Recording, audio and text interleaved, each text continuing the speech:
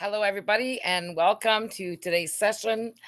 This is kind of a last minute thing that I decided to do because our politicians have gone haywire and, they think they're going to be able to dictate how we live here in Canada. Well, we've got a surprise for them, okay?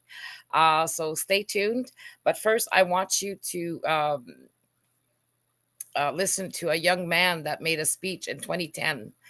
And this is very, very important because what he said in 2010 stands for today. And this is why the CPU is extremely important for everyone because, seriously, with everything that's going on, um, the CPU is the answer. So, our rights to international law protection and CPU democratic solution can change the world forever, and true prosperity for all can be achieved without wars. Now, the CPU's solution potential could see the end of wars and a prosperous free humanity once and for all. The time is now or never. So let's stop these wars and activate our legal rights. History is in the making. Join us today and become a political game changer for peace and true prosperity. So, trying to remember all these words is not that easy, but they're extremely heartfelt because that's the reality of what the CPU power shift is all about. It's about power shifting our rights, power shifting the Canadian people and Indigenous citizens into our legal full rights. And that could be done for all of the other countries, same with the Palestinian people and even the Israeli people, so that everybody, we can stop these wars from happening. So this is important, and I want you to listen to it carefully. Okay, because these wars are corporate wars, and innocent people are being murdered every day. Military personnel are being murdered for corporations. So we'll be right back. In a snowstorm in 2010. Oops, hang on here. Okay, there we go.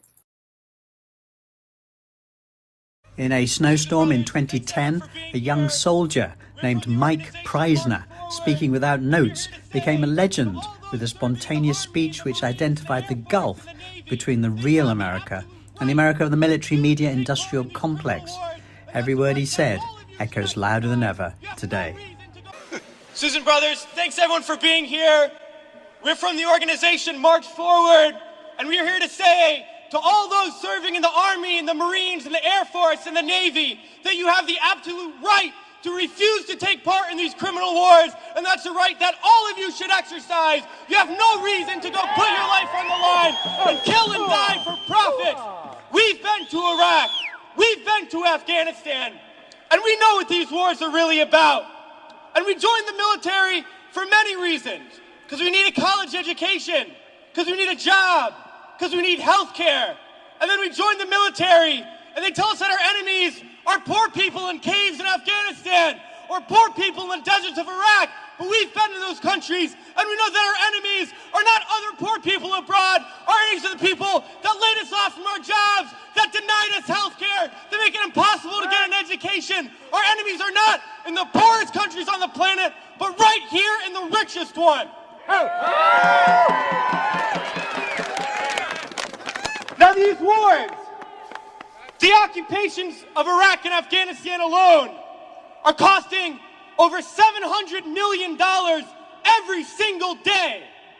This is a crime every single day, while so many of us are hurting. Well, I think all of us here and the vast majority of people in this country would agree that we can spend $700 million a day better than bombing people that we have no reason to bomb. We can spend $700 million a day rebuilding those countries we've destroyed. We can spend $700 million a day caring for the veterans we get home when they get home. And then we can spend $700 million a day giving every single person health care, a college education, a job, and a livelihood, and a home. That's what we need to be spending our money on. But this government is not going to do that. They're not going to use the money in that way. They're not going to end the wars.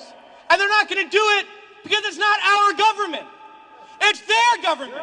It's a government of the rich. It's a government of Wall Street, of the oil giants, of the defense contractors. It's their government, and the only language that they understand is shutting down business as usual. And that's what we're doing here today, and we're going to continue to do until these wars are over.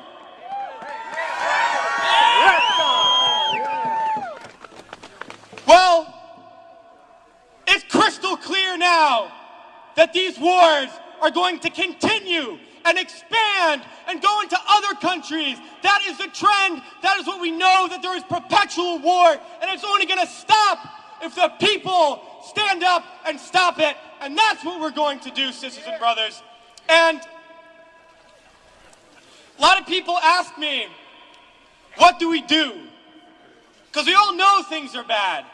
We all see the atrocities on TV. We read about it. We experience it.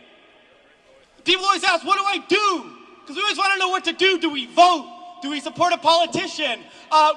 Do we join an organization? What do we do? Well, I'll tell you what we do. It's simple. We fight. We fight and we fight and we fight, and we shut down our workplaces. We shut down our schools. We shut down the streets. We shut down business as usual, and we fight until we force the people in there to do what the people out here want, because that's how we're going to get around, and we're going to fight until there's not one more bomb dropped, not one more bullet fired, not one more soldier coming home in a wheelchair, not one more family slaughtered, not one more day of U.S. imperialism. So let's fight to make that happen. We can do it today and in the days ahead. We have to fight to end these wars and create a better world, sisters and brothers. So join us in that fight. Thanks.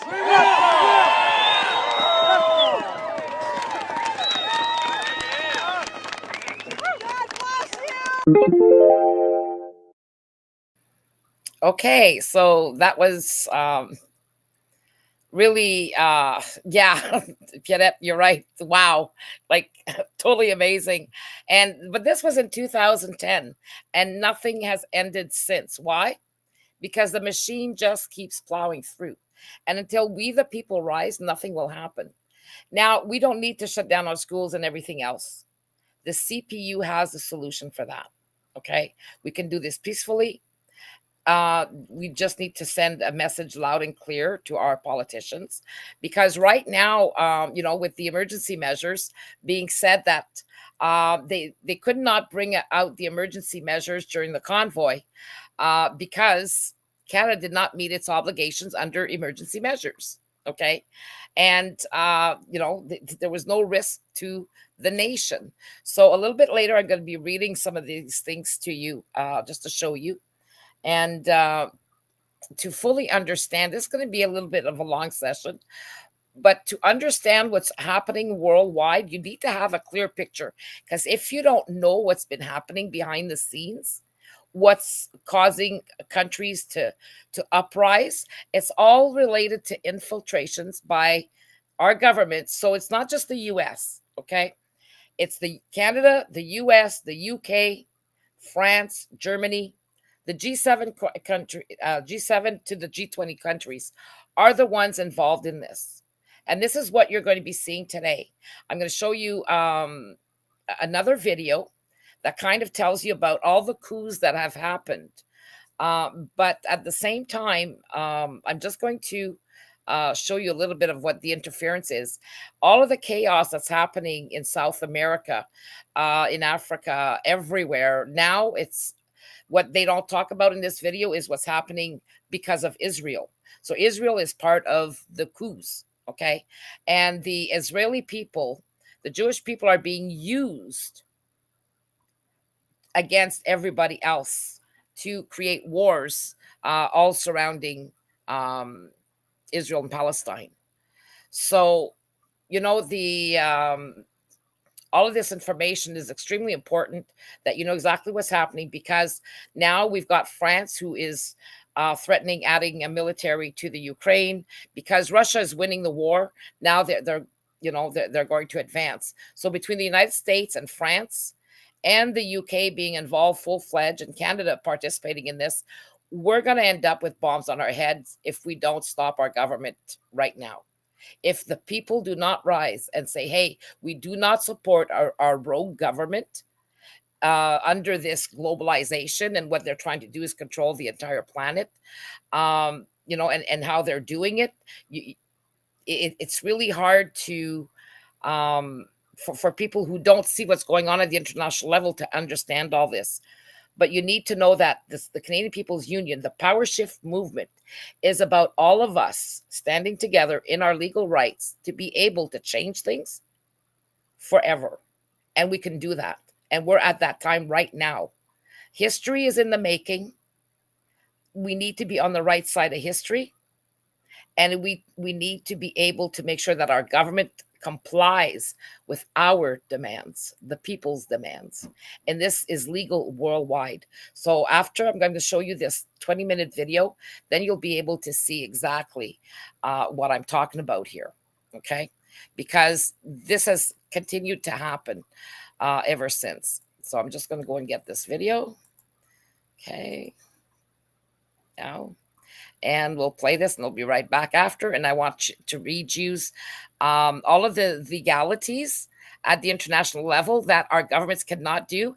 And if Mr. Leblanc from Quebec wants to have an interview or a discussion with me, I would like to challenge him, okay, to come and make arrangements with me to debate as to what kind of laws he thinks he can change, because he wants to change the emergency measures to give it different definitions.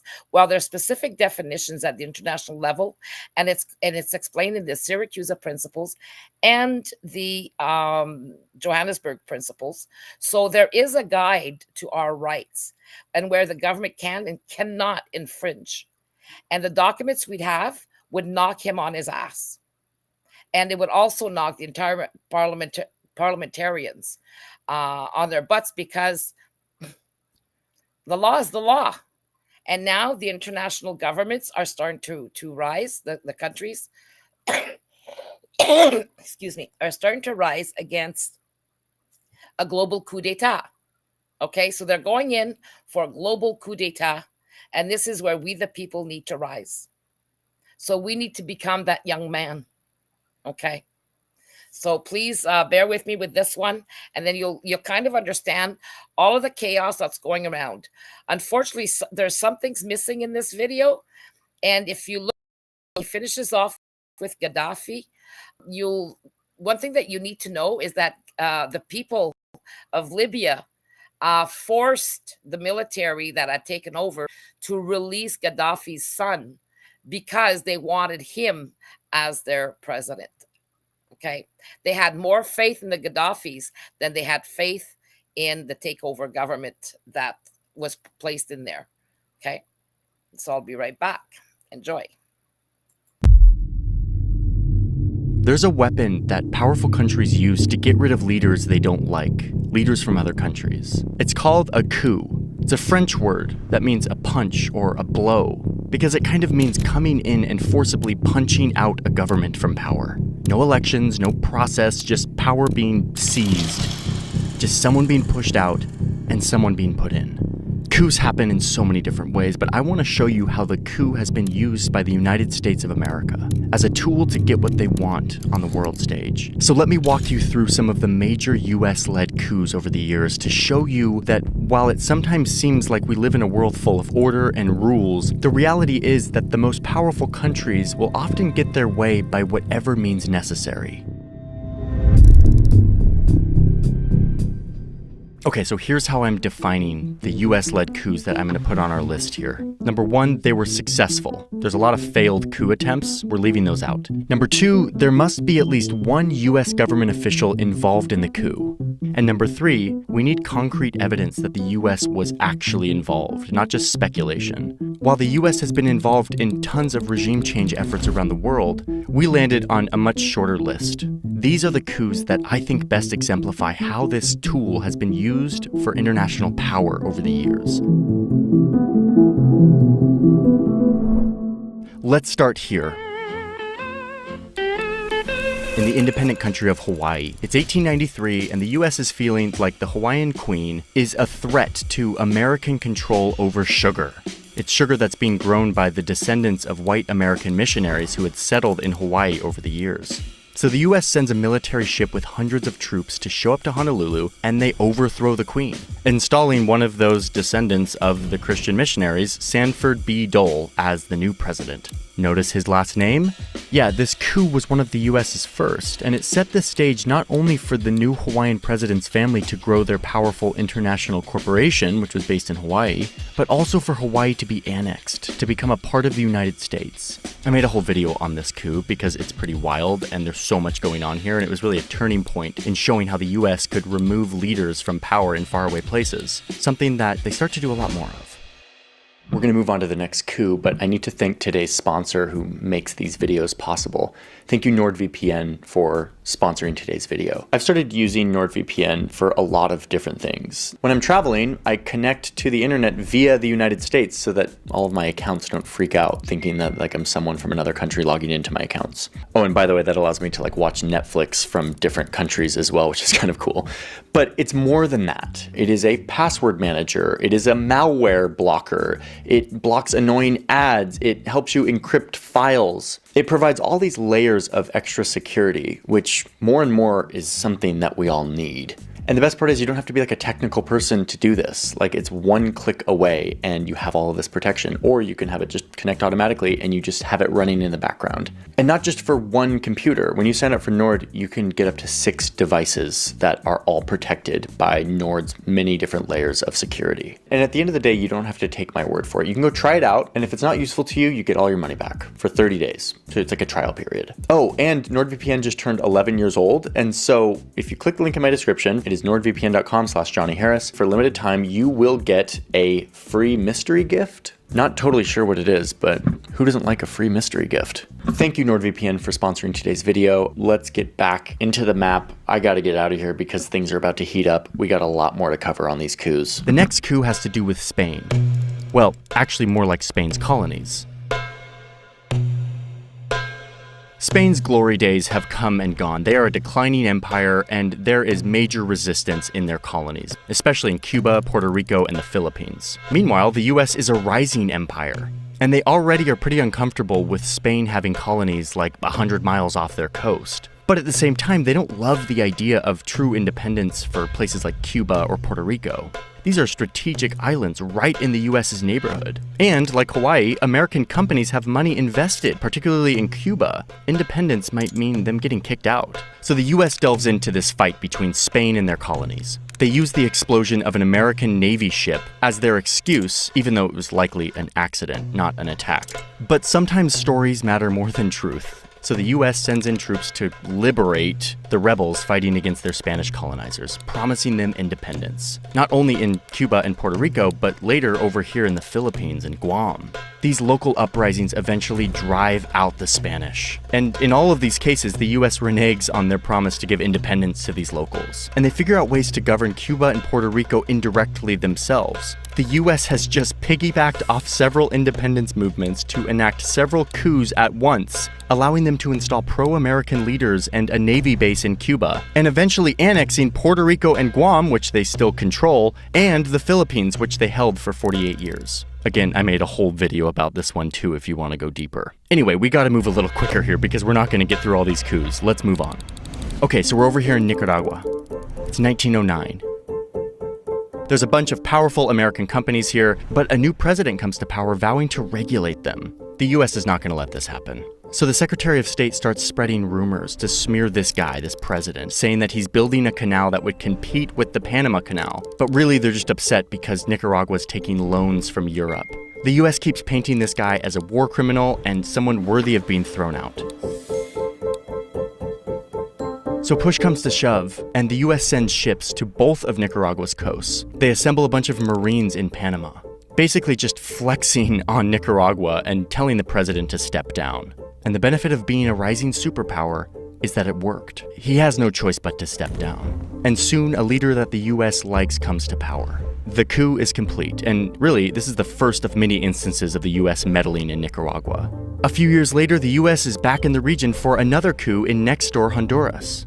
This one was plotted by a band of private American citizens, and it follows a similar pattern. A new president comes to town, in this case directly inspired by Nicaragua's president, and he wants to take back control of the country from American businesses. In this case, we're talking about bananas. The banana companies were not going to let this happen. And it was mostly this guy, a banana businessman named Sam the Banana Man. He's not going to let this pesky president run his country. No. So he assembles his own militia. He literally buys a surplus Navy ship, loads it up with weapons, and starts his campaign to get this president out. He sails from New Orleans to the coast of Honduras, and he literally invades the country with like a private army. Wait, where's the US government in all this? They also didn't like the political direction of Honduras either, so they just sort of stood back. Let this private invasion happen, and then at the critical moment, the US steps in to order a ceasefire, basically bullying the president to step down. He had no way forward, no defense, so he resigns. And the Banana Man's leader of choice takes the presidency, giving the banana businessman land and a unique status to import anything he needs tax-free. And, wait for it, he refunds him for all of the coup expenses using public Honduran money. This banana man literally overthrew the government and made Honduras pay for it. Wow. Okay, so let's move forward to the 50s, where the coup becomes a more useful tool in the American toolkit. There's this new US agency dedicated to collecting and analyzing information from all over the world, meaning for spying. They call it the Central Intelligence Agency, the CIA, and it completely revolutionizes the art of the coup. Oh, and at this point, the US is now a full-blown global superpower, no longer just looking in their own neighborhood, but rather at the whole world map, investing huge resources into fighting their global rival and its communist ideology. So this gets us to Iran, 1953, where Iran had just elected a new star politician, Mohammad Mossadegh. He rises to power believing that Iran must take back control of its most valuable natural resource, oil, which at the time was completely controlled by a British company called the Anglo-Iranian Oil Company. We know it today as BP. Mossadegh is done with this. Let's kick the British out and take back our oil. But like the US, Britain is not happy with Iranians trying to take back their resources. So they warn that if they do this, there will be consequences. So the British catch a quick meeting with the CIA's Middle East guy who was passing through London, and they pitch him on this idea. Let's throw out Mossadegh. The CIA's like, okay, and they kind of sniff communist vibes on Mossadegh with this big desire to nationalize Iran's oil, or at least they tell themselves they do. So the CIA agrees, and they secretly send this guy to Iran. He's the Middle East bureau chief, Kermit Roosevelt. He's like in his 30s. Oh, and yes, he is the grandson of another big coup guy, Teddy Roosevelt, who I have gone into in other videos. Roosevelt sneaks into Iran and is given $1 million taxpayer dollars to use, quote, in any way that would bring about the fall of Mossadegh. So now there's American CIA agents in Iran secretly trying to overthrow the government. And it's a rocky start at first with a bunch of failures. But they start using their money to get traction, bribing politicians, religious clerics, and other leaders to say divisive and controversial things about Mossadegh. They hire locals to stage attacks against religious leaders, making it look like they had been ordered to do so by Mossadegh. But really, they were just getting paid by the CIA to do this. And with enough time and money, they create an atmosphere of chaos and hostility and distrust among the public. Oh, and there's weapons. The CIA stashes enough weapons and explosives to support a, quote, 10,000-man guerrilla organization for 6 months, like just in case they need to, start a full-on conflict. The result of all of this is more violence and chaos that engulfs the capital. Shops are being destroyed, bullets are flying into mosques, people are beaten, and thousands of paid demonstrators flood the street. The city falls into anarchy, all of it orchestrated by CIA money. And in the end, this all results in a bloody shootout at Mossadegh's house. He eventually gives up and turns himself in. He's put through a sham trial and found guilty of treason and sentenced to 3 years in solitary confinement and then house arrest, where he stayed until his death. The previous ruler of Iran, Mohammad Reza Shah, which just means king, had fled the country.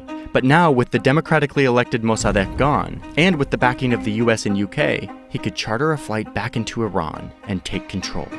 The Shah crowns himself in a tradition which goes back 25 centuries.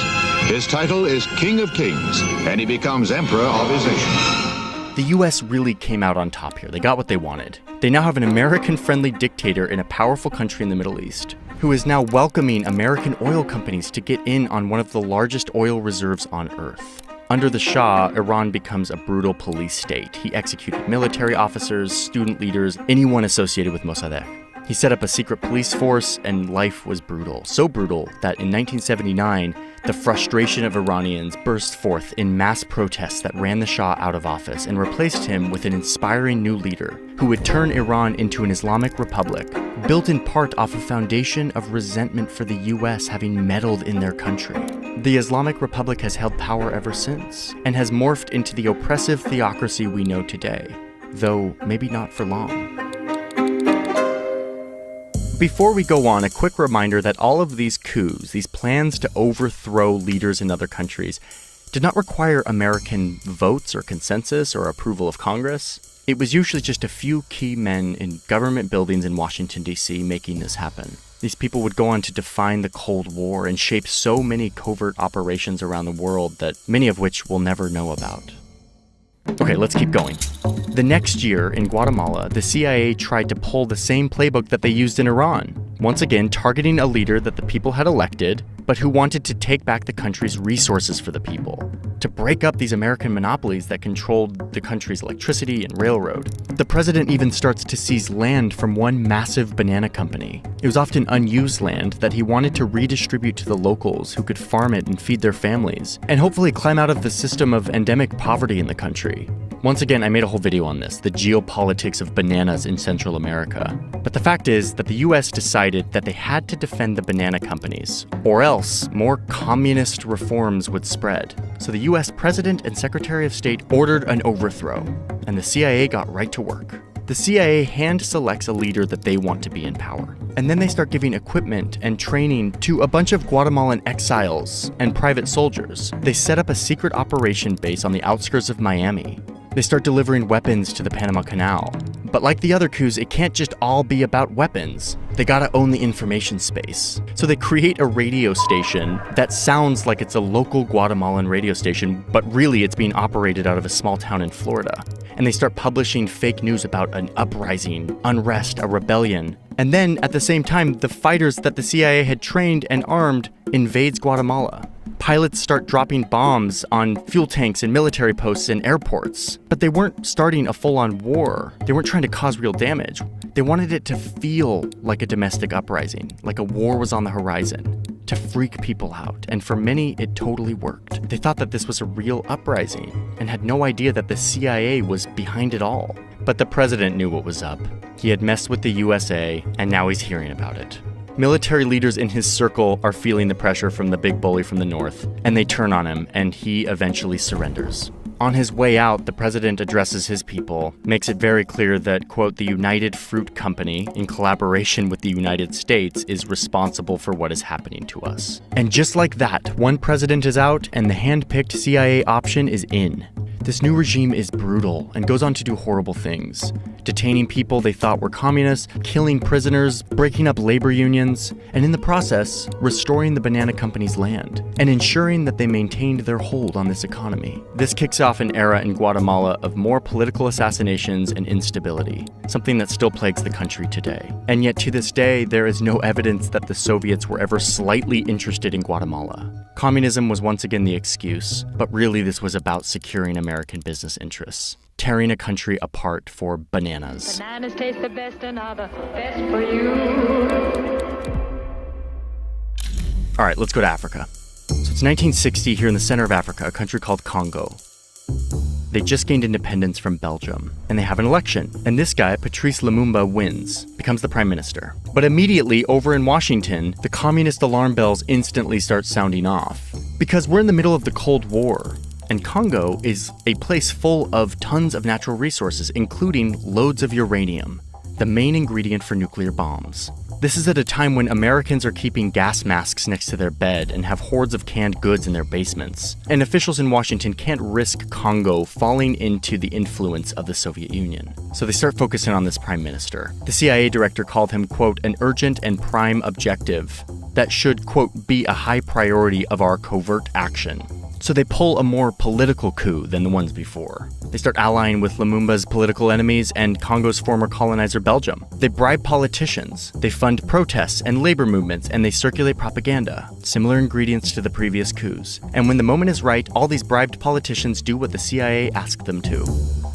They remove Lumumba from power, and the CIA is right there giving money and intelligence and advice to the new government. This political solution was actually not the first try. The CIA had tried to assassinate Lumumba in the past, but all of those attempts failed, which is why they turned to hijacking and manipulating Congolese politics, a brand new democracy, supporting the people who would eventually go on to put Lumumba in front of a Congolese and Belgian firing squad, making this effectively a political assassination, supported from an ocean away. And yet there's so much gray area in these coups. In this case, it's really tough to prove that the CIA's support was the key factor in Lumumba's assassination. It's debated to this day. An effective foreign-sponsored coup works like this, operating in the shadows, fueling divisions, appealing to the worst demons of the people on the ground, through money, through influence. All right, let's move on to the Caribbean in the 1960s. There's a brutal dictator here in the Dominican Republic. I mean, this guy's really bad. He's rumored to feed his opponents to sharks. But anyway, what the US cares about is that there's fear that a communist revolution could happen at any moment. So the CIA sends weapons to a group of hitmen who go assassinate this guy. It ends up being an ambush and a car chase. They're successful in taking him out, ending his 31-year rule. And eventually the US sends in forces to occupy the DR to make sure that a leftist candidate doesn't come to power. They restore order, and eventually a US-friendly candidate is elected. Okay, so now we have to head over to Vietnam in 1963. And boy, this is a way bigger one than we have time for, but we're trying to focus on the coup element of this. Vietnam was divided in two, between communist and pro-Western governments. The US needs the South to stay on their side, but Washington starts to lose confidence in this guy, the South's leader. He's losing a grip on the country, and the US fears that communism will take over the whole country of Vietnam. So the CIA rolls up its sleeves. It's time for another coup. This time they focus on a South Vietnamese general who also doesn't love the president, and he agrees to do the CIA's bidding. And when given the signal, the general directs his military to seize the airport and radio stations, and they block off highways. They march to the presidential palace. A bloody shootout goes down, and this president, President Diem, escapes. He happens to be with his brother, but it's not going well for them, so he realizes that he needs to set up a meeting to surrender. They're going to meet at a Catholic church. This was probably going to be a peaceful meeting, but when the generals arrive, they just kill him on the spot, saying, quote, "To kill the weed, you must pull up the roots," meaning in order to solve the problem, Diem must die. Exile was not enough. Now, the US actually didn't plan for this to happen. They didn't want to kill this guy. It was not an official order from Washington. But they made this coup happen. JFK is said to be really distraught about this. The first American Catholic president behind the coup that killed the first Vietnamese Catholic president. And incidentally, JFK was assassinated 20 days later. And one national security journalist argues that Diem's assassination actually had a greater impact on American history than the murder of JFK, because it locked the US into a decade of conflict in Vietnam, which ballooned into a long war, ending in an embarrassing defeat and a political crisis at home. One of the few coups where the US actually had to deal with the aftermath. Okay, let's blast through a few of these really quickly. I'm going to skirt over some details here. It's 1964 and Brazil is potentially veering off into communism with the rise of a new leftist leader. Lucky for the CIA, there's already a coup being plotted against him, so the US military just shows up with ships off the coast of Brazil. They airlift in a bunch of ammunition and supplies. They didn't end up having to do much, actually. Instead, they just stood by with reinforcements and watched the Brazilian coup go down. The leftist leader goes down and a new leader comes in. In 1973, there's a coup in Chile that is a very complicated story with conflicting accounts, and we went down a super deep rabbit hole, and we've decided that because the evidence is not rock solid, we're going to cut it for time, but definitely some crazy shit went down. I'm not saying it didn't. Okay, we're back in Africa, and it's the 80s, and over here in Libya, the dictator, Muammar Gaddafi, was making lots of trouble in the region, funding terrorist groups and working to expand his influence all over the region. Then he gets a call from his neighbor Chad asking for help against a rebellion. Gaddafi eagerly sends 4,000 troops to occupy a huge part of the country and makes friends with the new president by helping him exile his rival. And soon Gaddafi's getting greedy and threatening to merge Chad into Libya. The US is not into this. So Ronald Reagan fires up the well-oiled coup machine, launching a covert war, sending weapons and cash to rebels in Chad, and supporting that political opponent who was ousted, helping him fight back. And it works. The president of Chad has to flee, and the US-backed and supported leader comes to power. And now there's a conflict, and the CIA continues arming the war even after this guy is in office. The new US-backed leader rules brutally for 8 years, until he's eventually overthrown by a military officer, and in 2013 he was charged with crimes against humanity, torture, and war crimes. Okay, now let's go to this little island in 1983. It's communism again, and the US sends 2,000 troops to invade this small remote island and remove their communist leader. They didn't really know much about this small island, and they literally had to use tourism maps to plan their invasion. Anyway, American forces move in, overwhelm the Grenadian fighters who happen to be joined by their Cuban allies. The government collapses, and the US-friendly leader comes to power. Okay, back down to Central America. It's 1989, and we're here in Panama, where the US has control of a very important canal. And luckily, the Panamanian dictator has been very friendly to American interests. But the US starts losing confidence in this guy, wondering if he's really the best choice, ensuring the US maintain easy access to their vital canal. Oh, and it didn't help that this guy was indicted in Florida on drug trafficking and money laundering charges. We gotta get him out. But the straw that broke the camel's back for this guy was when Panamanian troops killed an unarmed American soldier in Panama City. The US is done with this guy, so they invade Panama with 27,000 troops. Panama's military is crushed, and the dictator is eventually arrested and sentenced to 40 years in prison. And the US ensures access to its canal after all.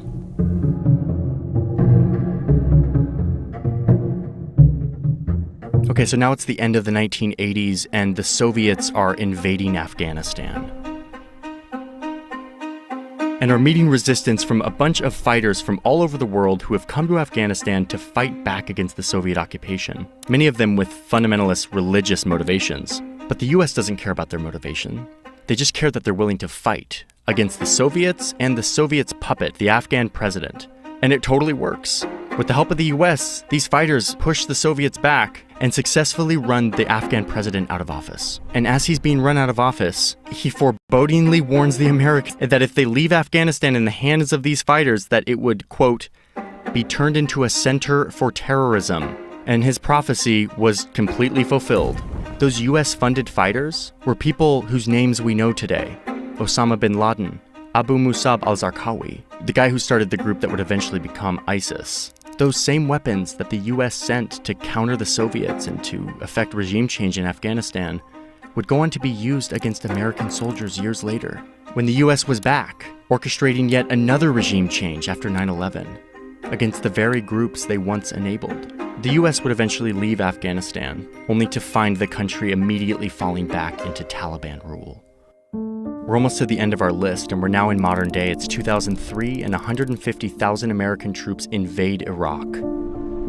They say that they are there to find and destroy weapons of mass destruction, but their main focus is taking out this guy, Saddam Hussein, which they do in a matter of weeks. Saddam fleeing into hiding, and President Bush declaring mission accomplished, establishing an American-friendly government in Iraq, creating once again a negative byproduct by alienating huge swaths of the Iraqi people and army who form a bunch of anti-American rebel groups that go on to fight against the American occupation, some morphing into groups like ISIS who wreak all kinds of havoc on the region to this day.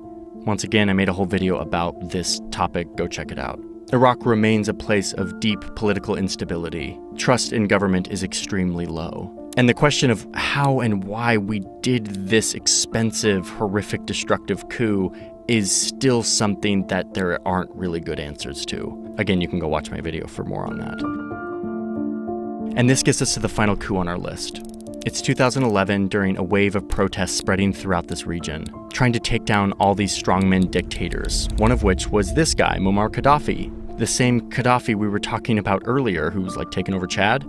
He's still here, and he's still a very horrible dude. And there's worry that he's going to potentially massacre all of these pro-democracy protesters. So the US feels like it must get involved to save these protesters. They rally their NATO allies to help them. But at some point, the mission switches to total regime change. We don't know exactly how this happened. Only the people in the room do. But is it surprising? We've seen this long arc of the US using the coup as a force for getting their way in an international conflict. It's a tried and true tool in the American foreign policy toolkit. So it's not surprising that a coup becomes a solution during these difficult decision-making processes. So anyway, the target becomes Gaddafi, and now NATO drones are firing missiles at his convoy, and he eventually gets captured and gets killed on the spot. Libya has been in chaos ever since, but it's not like it was a great place under Gaddafi. And once again, we're in a gray area where we don't know the history that didn't happen, or how things could have turned out different if the US didn't get involved. That debate lives on. Okay, so that's our list.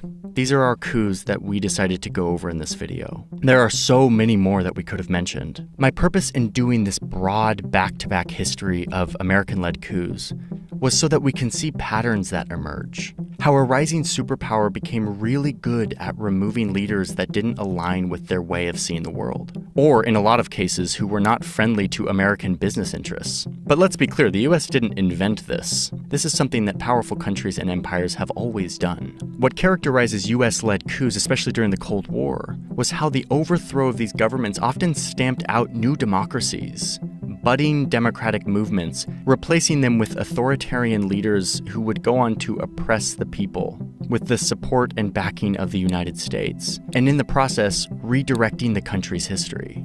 Lately, Russia has been meddling in the election process of the United States. And I've been reflecting on my feelings towards that, the violation of having an external power, sowing doubt and polarization and fear in my own democracy, in my own society. It feels like such a violation.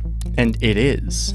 This is giving me just a tiny taste of what it feels like to have an outside power pulling the strings in your country, tearing it apart for their own purposes, and in the process creating more problems for the people and for the United States itself, undermining any semblance of democracy or development, all in the name of keeping the US on top and dominant over the globe.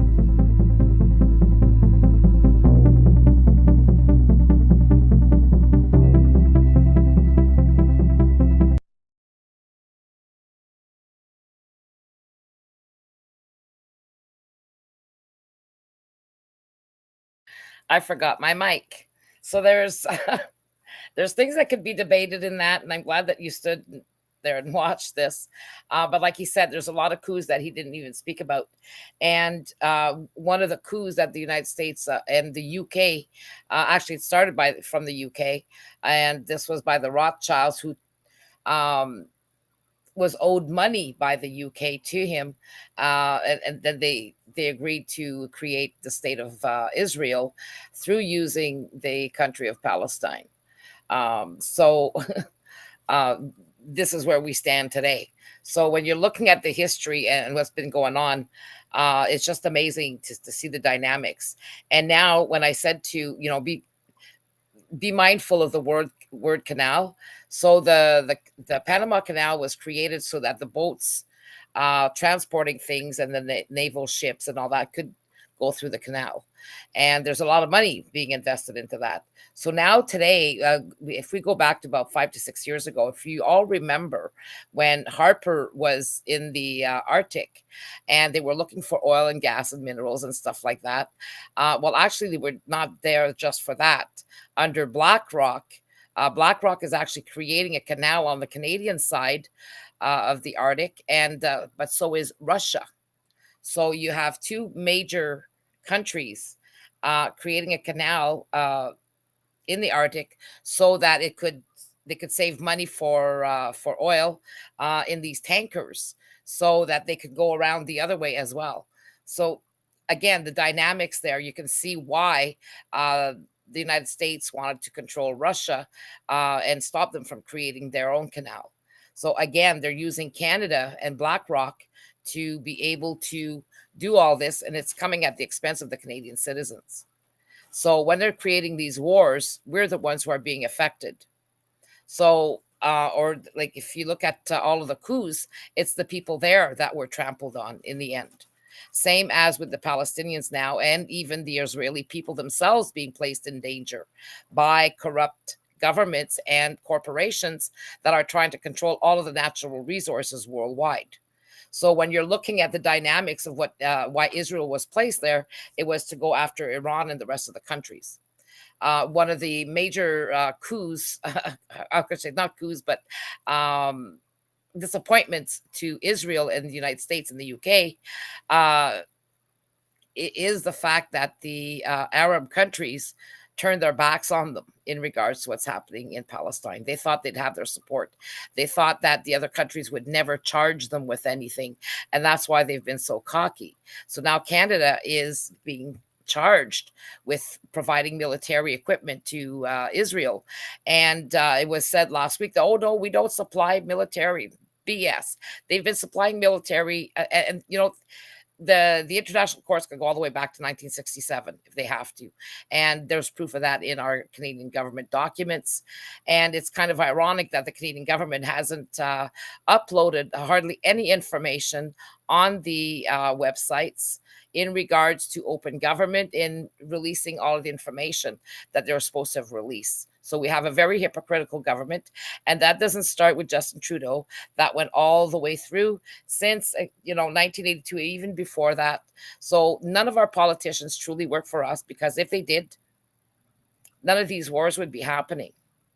And that's why the Canadian people's solution is the solution worldwide, because once you place the people in power, there can be no more coups, or it'll be a hell of a lot harder to get that done.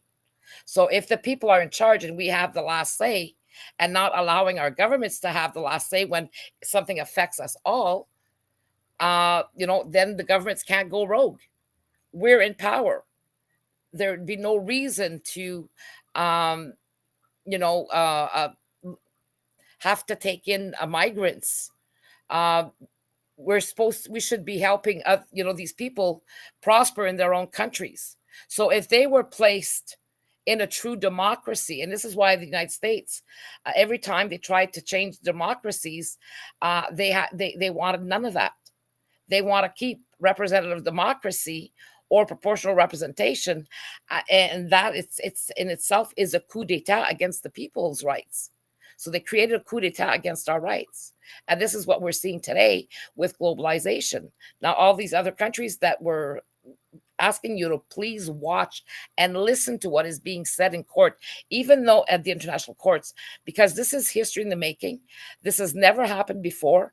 But now the countries are so pissed off that they're finally standing up to the UK, the United States, Canada, Germany, and France. And when you look at France, the UK, and the United States, they have veto powers over what NATO does. So now they're going to have to turn around and remove that power. As far as I'm concerned, that's what I would do. And that's what I'm hoping that it'll get to their ears eventually, and hopefully soon enough, or somebody will think about it. That is because these countries have participated in a genocide since 1967 and we've been furnishing Israel with military equipment and money and investments and you name it against the people of Palestine. Then our governments are guilty, and they're going to come, and it's the Canadian citizens are going to have to pay the price. We will have to pay the piper. So we have to stand up together and say, hey, we do not support our government in creating wars, in, removing natural resources from the people themselves. Every country has natural resources. There's something that they can do to really be well off. And yet we've got corporations stealing them, in the name of our governments and everything else. So we'd be able to help everybody, take their power, be in charge of their governments, be the ones as the collective sovereigns under our right to collective self-determination, and to decide what we're going to do with our countries, instead of letting them pillage everything and to control us like we're their slaves. So, this type of democracy, that none of the people worldwide have a true democracy. So we need to instill that. And this is what the Canadian People's Union is all about. And that's the legal strategy that we need to take.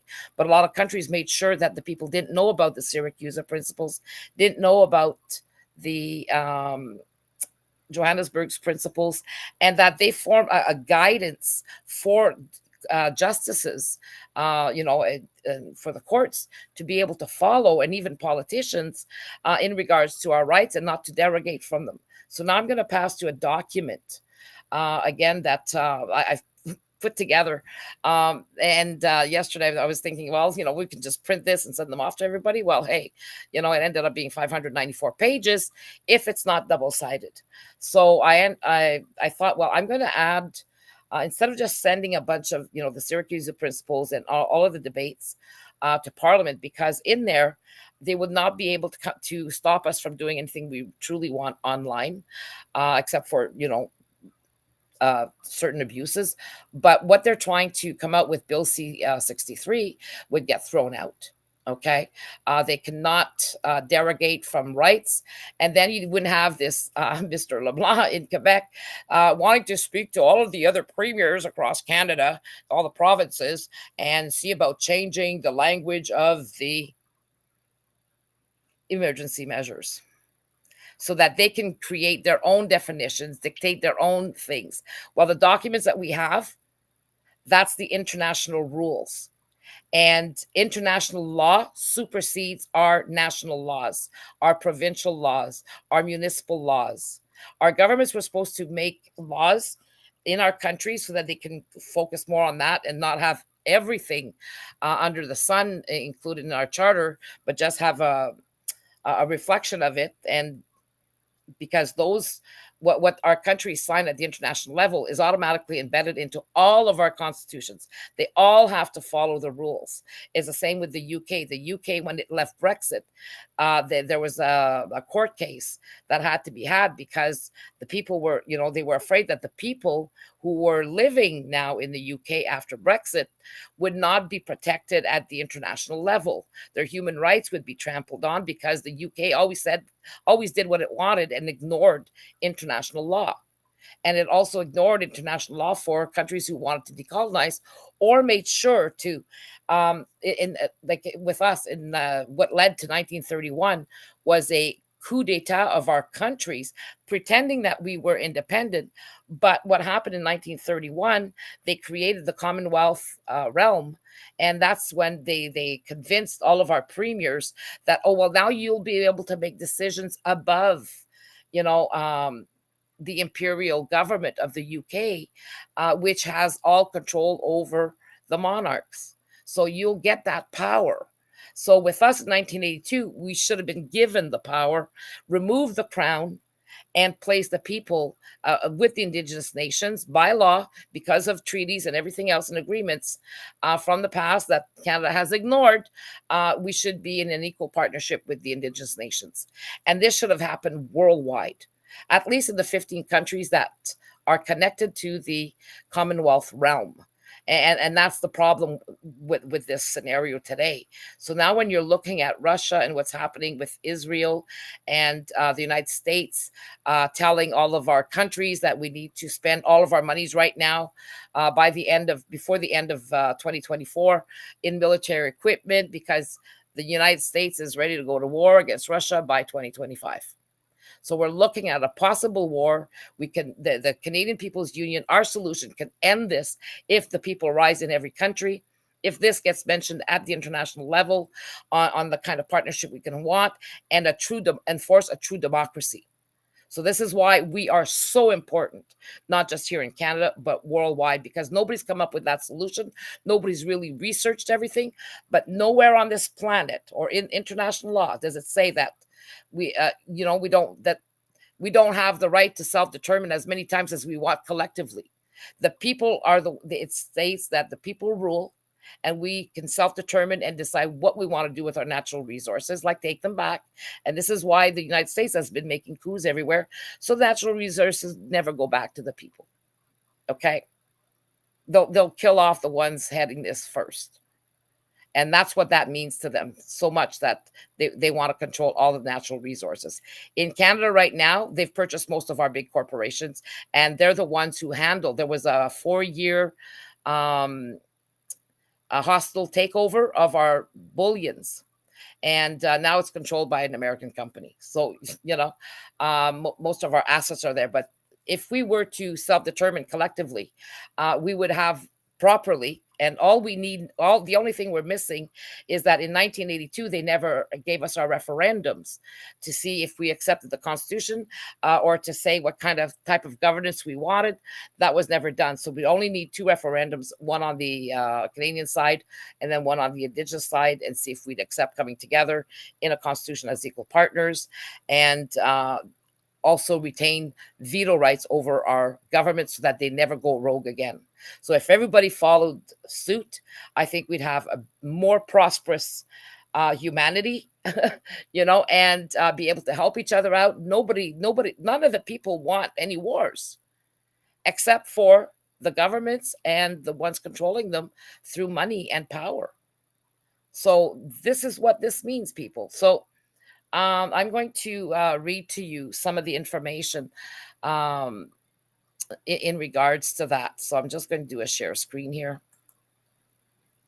And it's, where is it? Volume 1.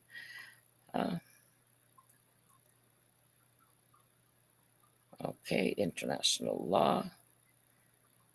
I'm just going to go here, HR booklet. There we go, share. And I hope you can see this. I know it's pretty small right now. I'm just going to blow it up so that you can see a lot better. Okay, how big can I open this up here? Okay, I'm just going to, oh, there we go. Oh, it's pretty big. Okay, a little too big now. Okay. Whoops. One more click. And that should be fine.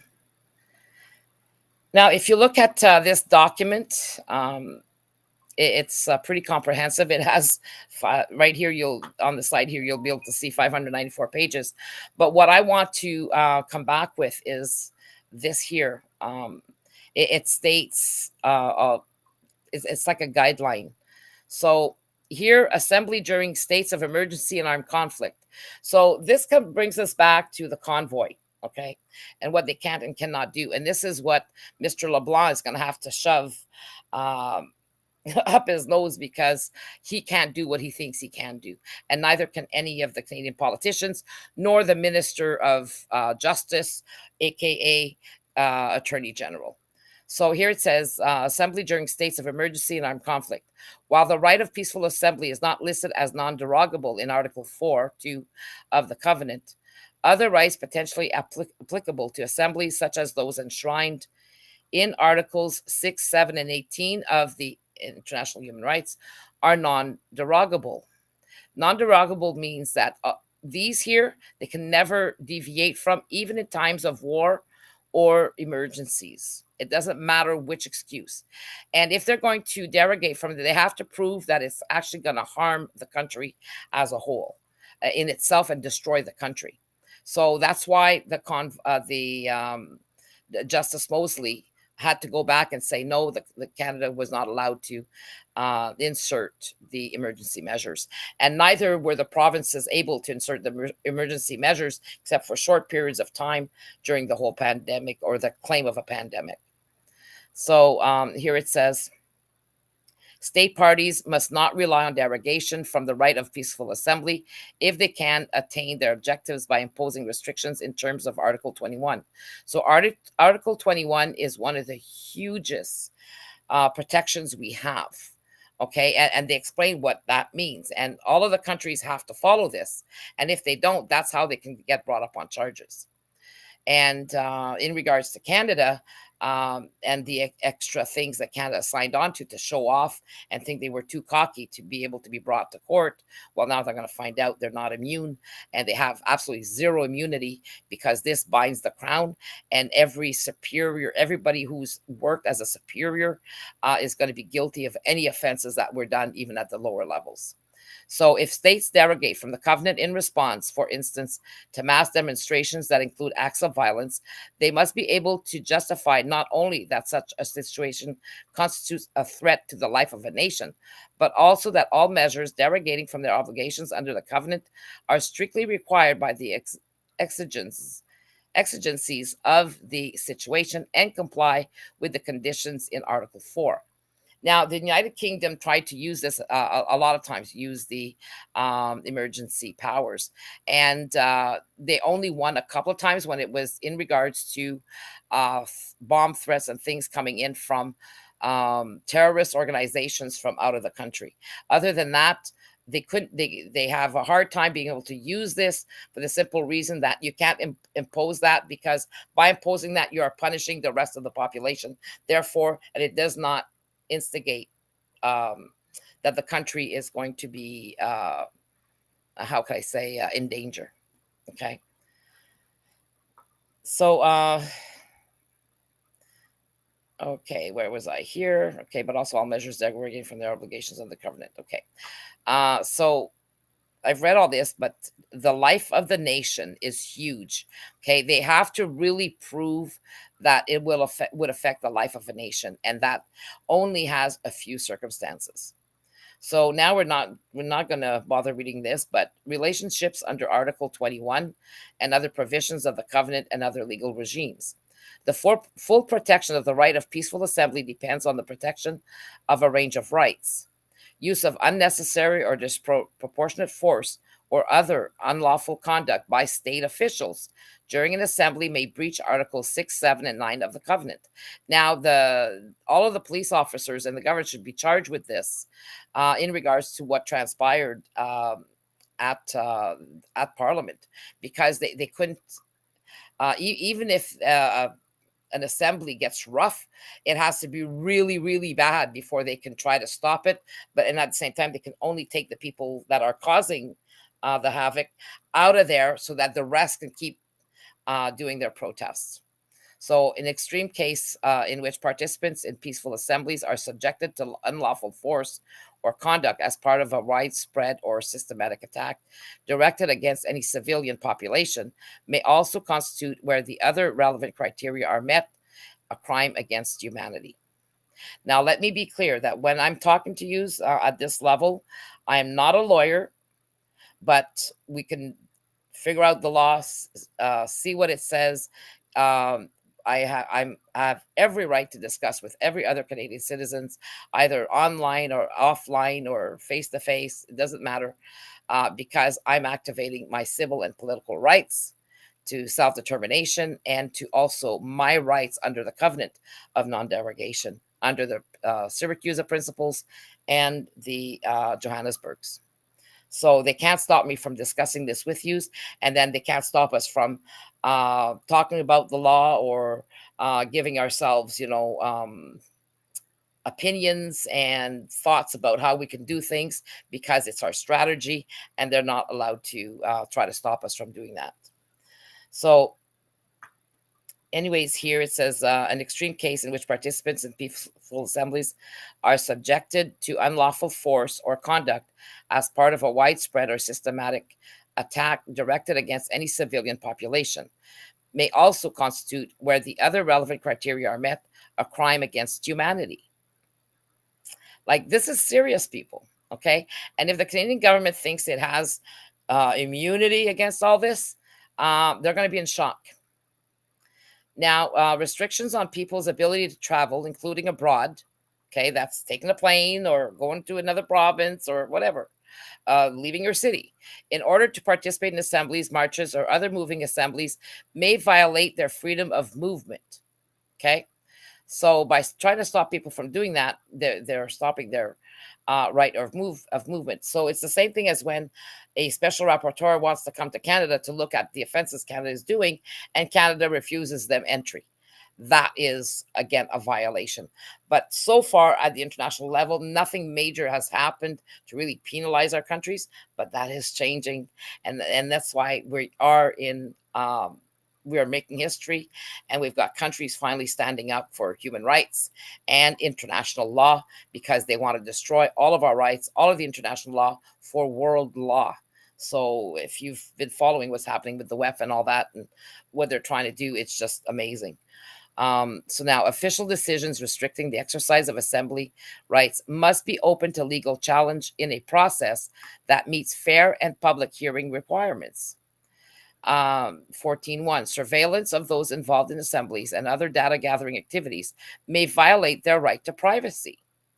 Religious assemblies may also be protected under the freedom to manifest one's religion or beliefs. The right of peaceful assembly is more than just a manifestation of freedom of expression. It often has an expressive element, and the rationale for the recognition of those two rights and the acceptable restrictions overlap in many ways. Freedom of access to information held by public bodies, Article 19, underlies the ability of the public to know about the legal and administrative framework applicable to assemblies and enables them to hold public officials accountable. Now, freedom of association, Article 22, also protects collective action, and restrictions on this right often affect the right of peaceful assembly. The right of political participation is closely linked to the right of peaceful assembly and in relevant cases restrictions must be justified under the conditions set out in both Article 21 and Article 25, the right to non-discrimination protects participants against discriminatory practices in the context of assemblies. Okay, so participation in peaceful assemblies may be restricted in accordance with Article 21. However, in order to protect the rights and freedoms of others, so there's different circumstances there that where they can't. So they can't just say, "Well, we're trying to protect the rights and freedom of somebody in Vancouver when we're having a protest in Ottawa." That would be totally ridiculous. Now, the right of peaceful assembly has an intrinsic value. It is, moreover, often exercised with the aim of advancing the implementation of other human rights and other norms and principles of international law. So, international law supersedes our national laws, our Charter of Rights and Freedoms. So if Canada hasn't applied all of the rights from the international laws, as we have to make sure that we claim them, that our lawyers claim them, so that we can be well protected in court. And the justices have to take these into consideration because Canada has signed on to it. And even if we're still not properly decolonized, the UK has signed them at the same time as well. So it's checkmate. In such cases, the duty to respect and ensure the right of peaceful assembly derives its legal justification also from the importance of the broader range of other rights, norms, and principles whose implementation it advances. Okay, so that's just the bottom. So you can imagine what else it entails here. So again, I've got a lot of stuff highlighted here that people can read. Oh. One second.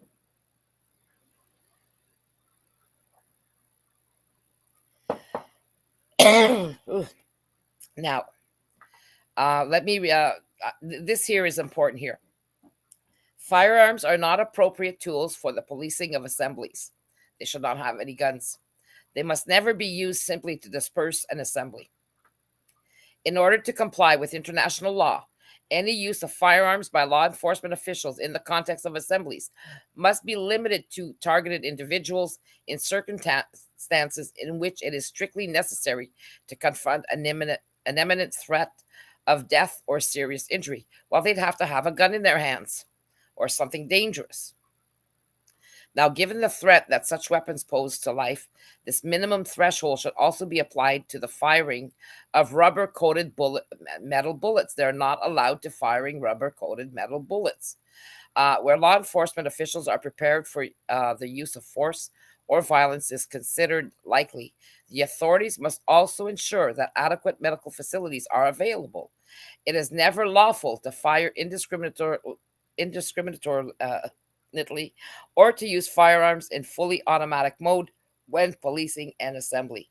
The state is responsible under international law for actions and omissions of its law enforcement agencies. And this is why the military did not want to get involved.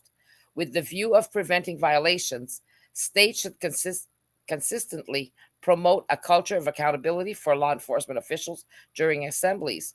Two, enhance effective accountability.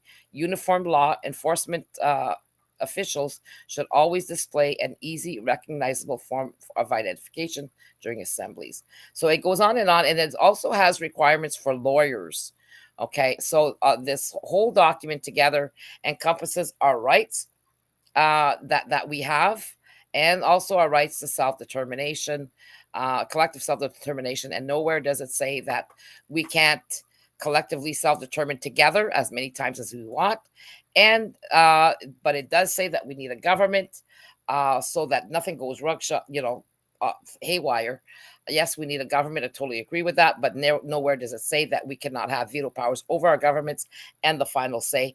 And that's what every country needs to implement ASAP, and in order to stop these wars and for people to finally prosper the proper way and maintain everybody can grow foods. Everybody can, with what they're threatening, we can all start fresh and clean and be on the right path finally, and help other countries to do the same.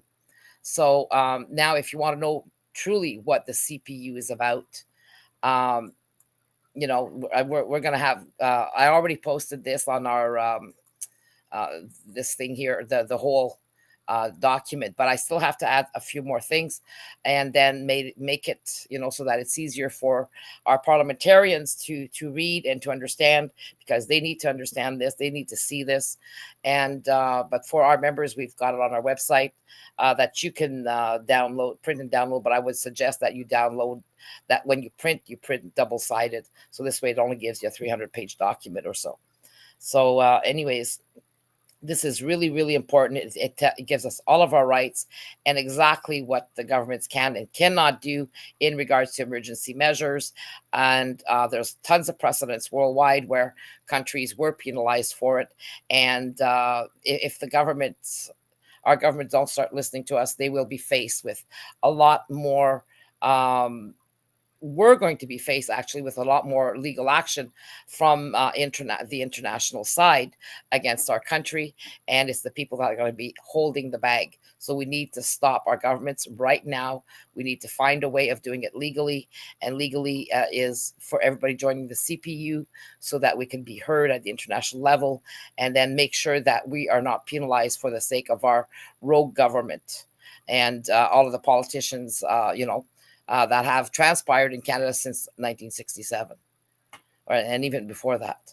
So I'm just going to go and look here for the other document, volume 1. There we go.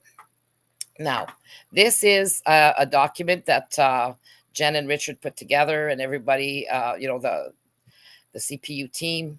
So it's the CPU.ca, volume 1. And we have a disclaimer on there that the CPU, Canadian People's Union, is a civil and political rights union of Canadian and Indigenous peoples whose rights are duly protected, activating their collective and personal rights to self-determination according to the national and international laws in force. So our personal rights together become our collective rights. So please note that that our representatives act as researchers only. We're not lawyers, and all the information transmitted are for educational purposes only and should not be taken for legal advice.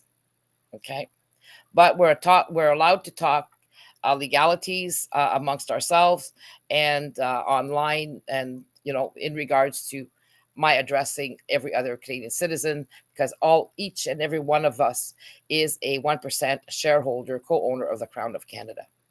And that includes the Indigenous nations on their side. So you are about to read the fruition of many years of legal research, dedication to collective freedom, and hard work supported by many volunteers.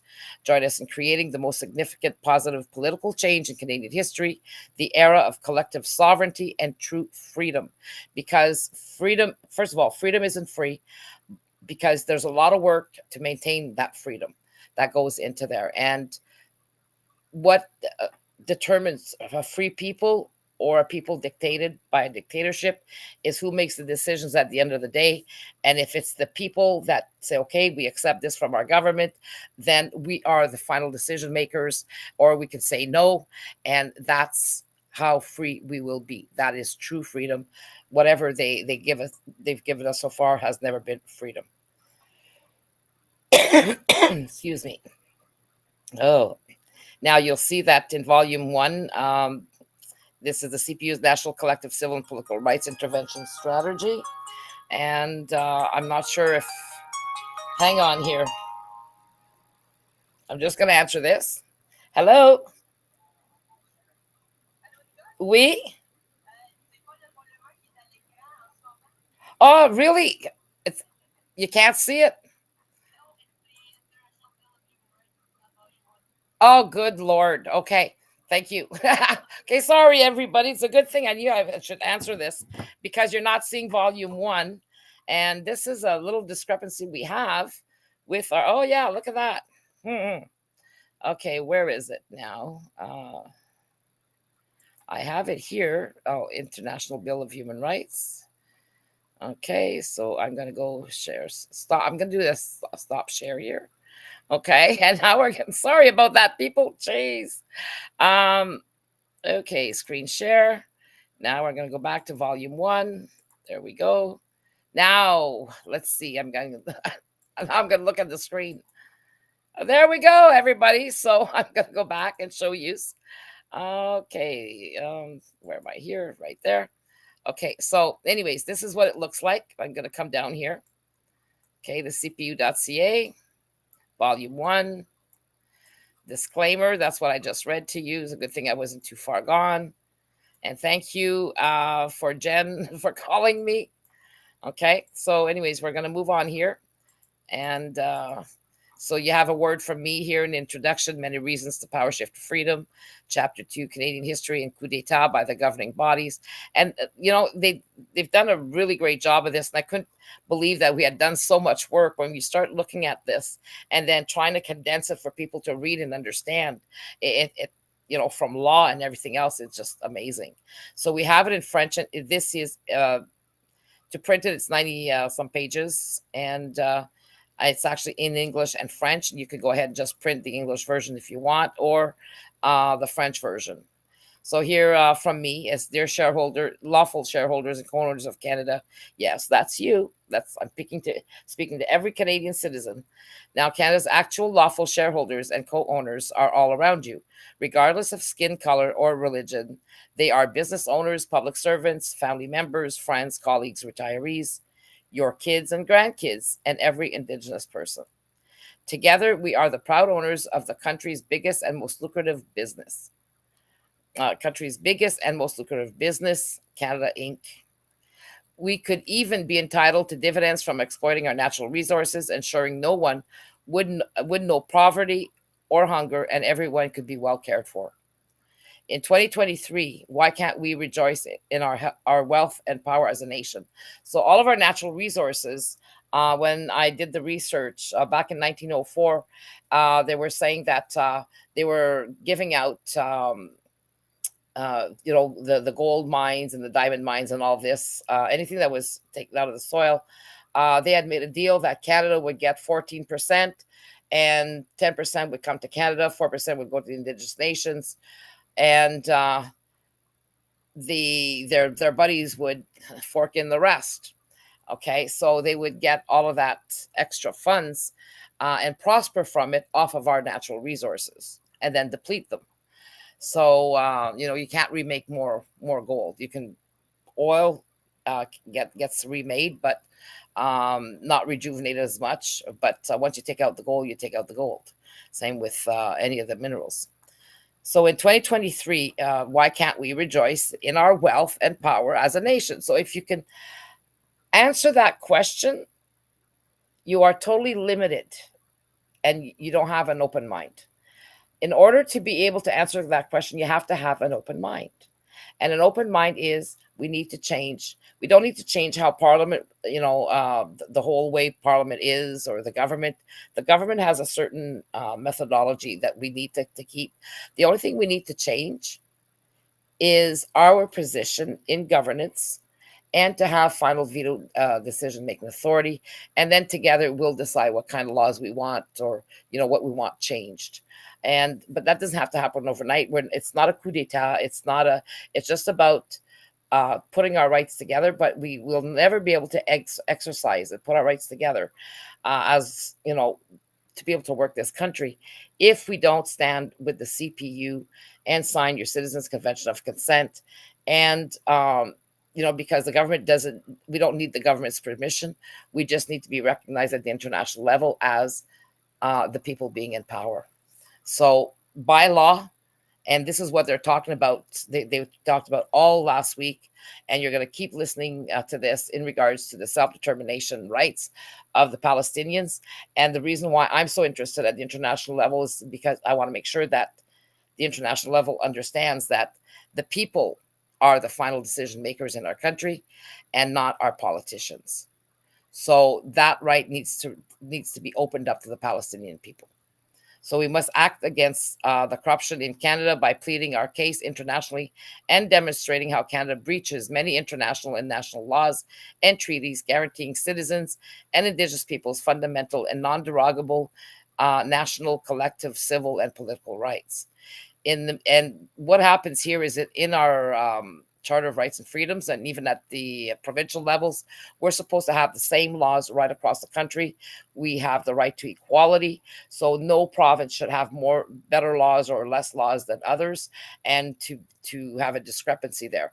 It should be the charter and our international laws right across Canada, right down to the municipalities, and then we wouldn't have to pay extra fees to create provincial laws other than what affects the province directly. That is separate from other things, but it should all be equal. So there should not even be any needs for other laws as to what we do. So it would make things so much simpler. Now, in the meantime, here's a quick peek at the CPU's National Collective Civil and Political Rights Intervention Strategy and the faults of our governance. Using the new meaning of the word pandemic to roll out unconstitutional COVID-19 measures since 2020 that affected us. Disregarding the SARS-CoV-2 coronavirus isolation announced on March 12, 2020 by Sunnybrook Research Institute and McMaster's University, which explained how the virus was not deadly. Okay. And I'm going to add to this because on March 20th, the UK had to remove SARS-CoV-2 coronavirus as a deadly infection. And they removed it, but they still proceeded with the COVID measures at the public health arguments. The public health didn't want to proceed with that, but the government forced it on everybody, just like they did here. Now, ignoring the Syracuse Principles, 1985, which stipulate that only under extreme circumstances can our fundamental rights be derogated from, and only for a limited time. Changing policy without our consent in the last 23 years to advance transhumanism. The federal and provincial government's outright attack on human genomes, protection using RT-PCR tests. Now, in regards to collecting, what they collected was our DNA, and they should have had us sign agreements that we were okay with them using our DNA to use for the PCR test, and to make sure that they're not allowed to use our DNA for anything else, that the DNA must be immediately destroyed. But first of all, testing our DNA through RT-PCR tests proved that they could not find any. They have to do the tests at 24 up, no higher than 24 CT cycles, and right off the bat, all of our provinces took the cycles from 35 to 45, which never would identify a virus other than splitting our DNA. So that's an illegality we're going to need to look into as well. And there's a long story there in regards to the theft of DNA from everybody worldwide. So that then we have our young global leaders, or rather politicians, in conflict of interest by also being WEF members, World Economic Forum members, holding government positions and favoring globalist agendas. They're not allowed to do that because then they're changing our policies illegally. And, the WEF needs to be determined as a terrorist organization to change all of the policies worldwide. Okay, so now the creation of genomic pharmaceutical industrial complex, contradicting the fact that DNA and RNA in animals, nature, or humans are part of the genome and thus cannot be tampered with other than for research purposes. So at the international level, they are not supposed to touch our genome, even within our own laws for genetic discrimination. So they're not supposed to take our genome, especially without consent or and being explained and signing that we're okay with that. So they did none of that.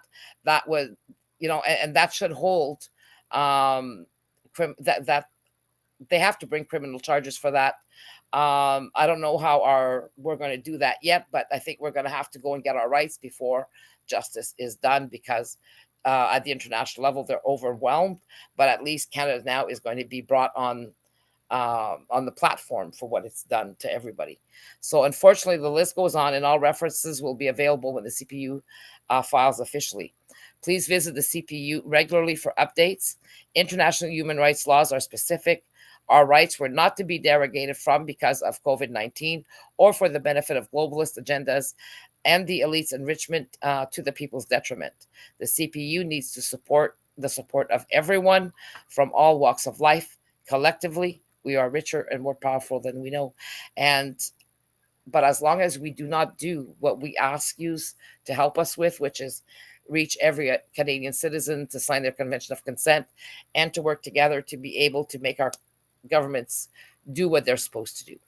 So we are an intervention for to save our people and our natural resources and our country, and to stop the wars and stop our government from creating more chaos and the theft of billions of dollars, because now we're responsible for that. So now it goes down an introduction. What is true freedom? Canadians and Indigenous peoples can only achieve true freedom once we are legally in power over the government. Canadian history includes a few instances where Canadians and Indigenous peoples were given the right to rule over their government legally and collectively. However, the PowerShift to Freedom project proposed by the CPU is a 21st century necessity because generations of politicians have disregarded our collective rights to national self-determination and self-governance, leaving the door open for corruption and globalization. What is the CPU? The Canadian People's Union is not a labor union nor a political party. It is a union of Canadian citizens and Indigenous peoples exercising their national collective civil and political rights. The CPU was founded and incorporated as a reaction to the launch of the New World Order global governance in 2017. There we go. I'm going to skip this one. I don't, like to speak about myself, but also on the board, I'm the CEO, also on the board, and as a director, as well as with Dennis Lamotte, CFO, and Barb Garlow, director. Barb Garlow is a Cayuga elder, and she teaches the Cayuga language here on Six Nations. Now, becoming a formal member of the CPU means you become a political game changer through the PowerShift to Freedom project. You unite with other citizens fighting for our national collective civil and political rights. Your contribution helps finance the legal teams and expenses that will inevitably be necessary to set things right. And if we cannot do this without your financial support. And become the best financial support we can ask from you is to become a member, and that regenerates every year, and then we're able to pay the bills and to keep going for you, because there's a huge amount of expenses that most people will never even dream that we have to pay in order to get all of the information that we have. When you're paying $100 US for a 4-page information, it gets to be ridiculous, and the only way that we can get that information is to pay for it. So one solution stands out: the PowerShift to Freedom. The CPU's main project emphasizes the importance of our international collective rights to self-determination and self-governance, and the shift of political power from the elites to concerned citizens. The Declaration on Granting of Independence to Colonial Countries and Peoples, 1960, and the International Covenant on Civil and Political Rights, 1966, which both Canada and the UK signed and legally ratified in 1976, gave these rights to Canadian and Indigenous peoples. What is the Convention of Consent? Before the creation of the CPU, I created the Convention of Consent in 2014, which was the key to transitioning from partocracy, and that's party politics, um, and parliamentary democracy to another type of democracy that the people would choose. And that type of democracy is pluralist democracy. And that means that everybody is equal, everybody comes together, and we vote on issues. Okay. So it doesn't, and that could all be done through open government. The government's already has it set up. However, it has not maintained it because they opened it up based on a lie that, they wanted to have the people more inclusive, more out there and to participate, which was BS. So anyways, what they've done speaks for itself. So while the PowerShift's legal researchers are hard at work, me and Pierrette and everybody else doing research, a critical action that concerns the rest of us is the Indigenous and Civil Unified Sovereign Enactment Convention of Consent. And that's the reason why we called it this, is because we have to enact what has already existed before. And only by us agreeing, especially with UNDRIP and all of these things, we need to be able to agree to something, and which is respect for the Indigenous nations and what they had agreed to. So here and at the international level. So both the Indigenous peoples and Canadian citizens both have to respect international law. And it's not like we can do whatever we want. We have to come together and then decide. So the Indigenous and Civil Unified Sovereign Enactment Convention of Consent is a living document to be signed by all Canadian Indigenous peoples 15 years old and over who want our combined rights to be lawfully recognized in our Constitution to ensure our safe and prosperous future. So this, again, the Convention of Consent is a living document. It can be changed as it needs be to be able to conform to the changes in Canada and to the people. Now, the Convention of Consent is free, completely confidential, contrary to petitions. It's not a petition. This is a legally binding document that once we reach the 51% of Canadian citizens, then the government can't turn us down, normally under the rule of law. And if they followed the laws, it would be ours. It could have been ours 2 years ago. But because we have corrupt politicians and corrupt justice system, that hasn't happened yet. But hopefully we'll be able to change all that. So we must remind, here again it says, and will become legally binding once it reaches, but we need 7 provinces. And Quebec and Ontario have to be in there, absolutely, both of them. So, and then the rest of the provinces. And it would be great if we had a unanimous right across the country. So we must remind ourselves that our rights over our natural resources and the profits they generate are among the many things the government is stealing from us. The citizens are the primary legal and lawful shareholders and co-owners of these Canadian resources. And then you have the Indigenous who have their resources, but also there's things that haven't even been negotiated across Canada that need to be fixed between us and the Indigenous nations so that we can come together legally. Now, Chapter 1, many reasons to PowerShift to freedom, the origin of our political system. A quick overview of significant events in Canadian political history from the 19th century to the present can help us understand how we have become to be in such a fragile situation and how the PowerShift to freedom could be necessary evolution for Canadians and Indigenous peoples. Our political system, dating back to the 19th century, is set up as a partocracy. That is, political parties rule rather than citizens or individual politicians. However, since the early days of partocracy, many things have changed. A constantly evolving society, specific issues to different eras and regions, and 2 coups d'etats against Canadian citizens and Indigenous peoples signify the necessity for a system that could effectively meet the needs and challenges of our time. The mistake made by many is to think we enjoy a sane democracy. We are still in a 19th century partocracy, which is now obsolete. Choosing policies and representatives simultaneously through elections weakens our systems and enables corruption. Because what happens is when we vote in elections right now without having any protections for us, is that we give away our rights to them for 4 years to rule over us and to do what their political parties wants them to do, not what the people demand. Okay, and legally they're in their rights while we are not, because they're the ones who created the laws against us. However, international law supersedes that and would knock them down when they try to override our rights. And that's what needs to be implemented. And by law, it was supposed to have been implemented and is legally feasible. And that's why we need the internationals to step in.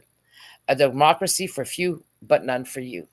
The only form of democracy in Canada is parliamentary democracy, available only to parliamentarians. The collective people excluded from our country's only form of democracy is one of the many reasons why we are now in a World Economic Forum, WEF, infiltrated Canada that wants nothing to do with your needs and preoccupations. In a parliamentary democracy, petitions, protests, and convoys have no legal value. Sadly, those can discredit the honest and concerned citizens who wish to stand up against corruption and injustice. So the government was not afraid of the convoy. Well, I mean, it was afraid of it, but it did something to trash it, and they're twisting everything upside down. And as long as the people from the convoy do not know their rights, or Canadian citizens, they're getting away with it. And as long as the lawyers don't know the people's rights either, or the municipalities or whatnot, we're going to be running rugshot the way that we've been running so far. So our job and everybody's job is to learn your rights. And this is why these documents were prepared, and the other ones, so that we can finally enforce our rights at the local level and federal and provincial levels. So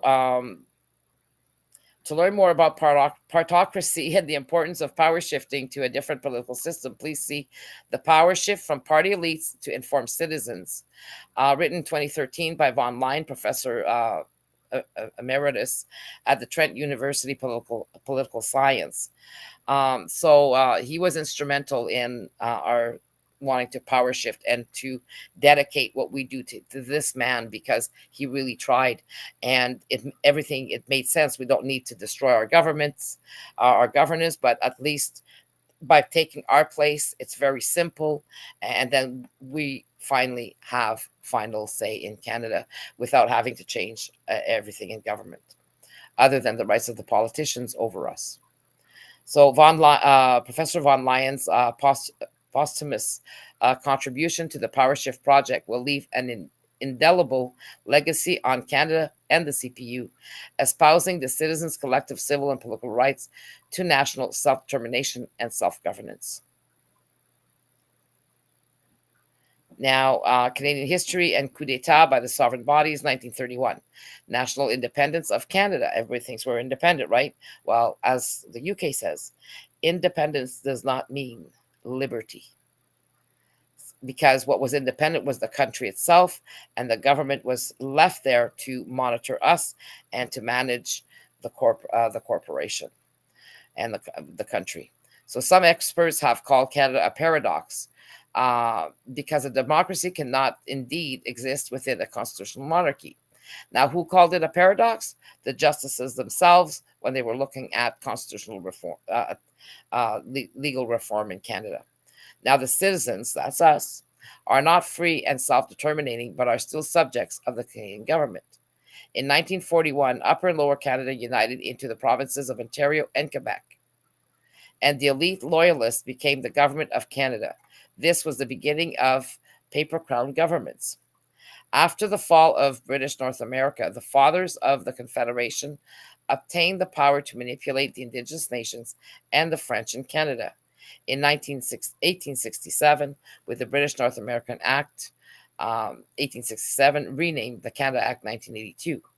A federal country with 4 provinces. So that's how we started, with 4 provinces. Initially, New Brunswick, Nova Scotia, Ontario, and Quebec was created. In 1931, independence was given to Canada for free trade and military purposes through the Statute of Westminster. However, The people did not win their sovereignty or liberty, which turned Canada into a nanny state. This is considered Canada's first coup d'etat against citizens and Indigenous peoples. The UK was still responsible for the decolonization of Canada's colonial peoples. Why? Because our Constitution, in the preamble, right at the beginning, still states that the UK is in there. And as long as the UK is in there, we have not been properly decolonized. Our Constitution belongs to the UK government and Canadian government to use under the UK government. Okay, so the United Nations, the Atlantic Charter 1941, was an international agreement that determined goals for the post-war world. So adherents to this charter signed the Declaration of the United Nations on January 1st, 1942. It was the basis for the United Nations. The Universal Declaration of Human Rights was adopted by the UN General Assembly on December 10th, 1948, because of the atrocities of war. John Humphrey, a Canadian jurist and a UN Human Rights Division director, prepared the Declaration's blueprint. Humphrey and others from many countries stipulated the absolute non-derogation of human rights even during a war. Now, if you look at the Trudeau Foundation, the park for Pierre Trudeau, Mr. Humphrey has a bench there, a corner dedicated to him, and the Canadian government cannot say that it does not understand our human rights, does not understand the fact that our international law rights supersede the Canadian Charter, and if there's nothing in the Canadian Charter, then we can we can use the international law in this country at the national level, federal, provincial, and municipal, to protect our rights. Okay, so Humphrey and others from many countries stipulated the absolute non-derogation of human rights even during war. These rights are automatically embedded into our Constitution, even if not inserted into our Charter of Rights and Freedoms or the provincial charters. 1976, the signing of international treaties. In the 60s, we were granted the rights to national self-determination and self-governance through the Declaration of the Granting of Independence to Colonial Countries and Peoples, 1960, and the International Covenant on Civil and Political Rights, 1966, which both Canada and the UK signed in 1976. Yet these laws, which form part of our Constitution, were never enforced, much to the detriment of Canadians. They wanted to make sure we were stupid, so don't tell the lawyers, so the lawyers won't be able to tell the people. And make sure that, the bar associations don't use that. And the only time that that was used, the Syracuse principles were used, were when a judge went against, he was fighting for his paycheck against the Canadian government. So that's really nice, right? So 1982 Royal Proclamation. The second coup d'etat occurred in 1982 when the Constitution of Canada repatriation transferred the sovereign power of the Imperial Crown to the Government of Canada, along with stipulations that are still not finalized. And that's why our Constitution still sits in the UK legislature, and the UK law states that as long as our Canada Act 1982 sits in the legislature, it's still viable in the UK. So the UK can turn around at any time. So normally they wouldn't do that, but it's there. So all the changes they made to our Constitution since 1982 is probably null and void, because it doesn't really matter. What they're using here is basically a draft, but it's still considered our Constitution. As long as the people don't say anything, that Constitution will stay.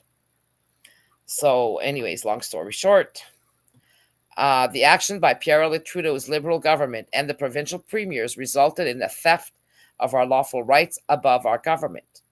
Every single politician who did not stand up for Canadians actually participated in this coup. Now, Canadians and the Indigenous peoples became mere subjects of the Crown, the Canadian government, without genuine national self-determination and decolonization. Trudeau self-determined only the state, not the people. Yet the right to self-determination is accorded to peoples as opposed to states and countries. Globalization. So thanks to Canada's obsolete political system, parliamentary democracy, and stealth authoritarianism, politicians are not held accountable to the citizens. They can prioritize the interests of outsiders who favor their financial gains over the people's best interests. And if you look at the charter, it'll tell you in there that the government only has to give us the very basics of rights. Is that a free country? No, it's not. Now, isn't it illegal for the federal and provincial governments and city mayors to derogate from legal international treaties, even in times of emergency or war? Yes, it is. The unnecessary measures and mandates of these past 3 years are blatant examples that Canada has strayed from signed treaties that ensure people's fundamental rights and freedoms, uh, even under martial law, states of emergency, or war. Anyone interested in history might have noticed that this was not the first time a country derogated from such laws, and indeed, many countries did so for the sake of a public health emergency, which fell under a newly defined meaning of pandemic used for COVID 19. Authorities can derogate from only certain aspects of our rights for very short periods. Yet our government and justices have been stealing our rights since before 1982. So if you look at the document, I called it the booklet, but it's our human rights and our human rights guide with the guides of the Syracuse and Johannesburg principles, actually details a lot of this. So it will help you to understand once you read it and why there's only short periods of time. So our government is very limited. These were created to make sure that governments did not. They were created in order to, because they could see governments were taking advantage of the peoples. So they came back and they wrote the Syracuse principles and then added the Johannesburgs to further explain and protect the people against rogue governments. So this is why we need to use this, especially at this time. So our politicians, all political parties, senators, and courts have purposely unaddressed these transgressions. By now, the WEF, World Economic Forum, has infiltrated all levels of our governments. The highest point of globalization is approaching at an accelerated pace, and here are some examples. Enthroning the global Parliament of Mayors,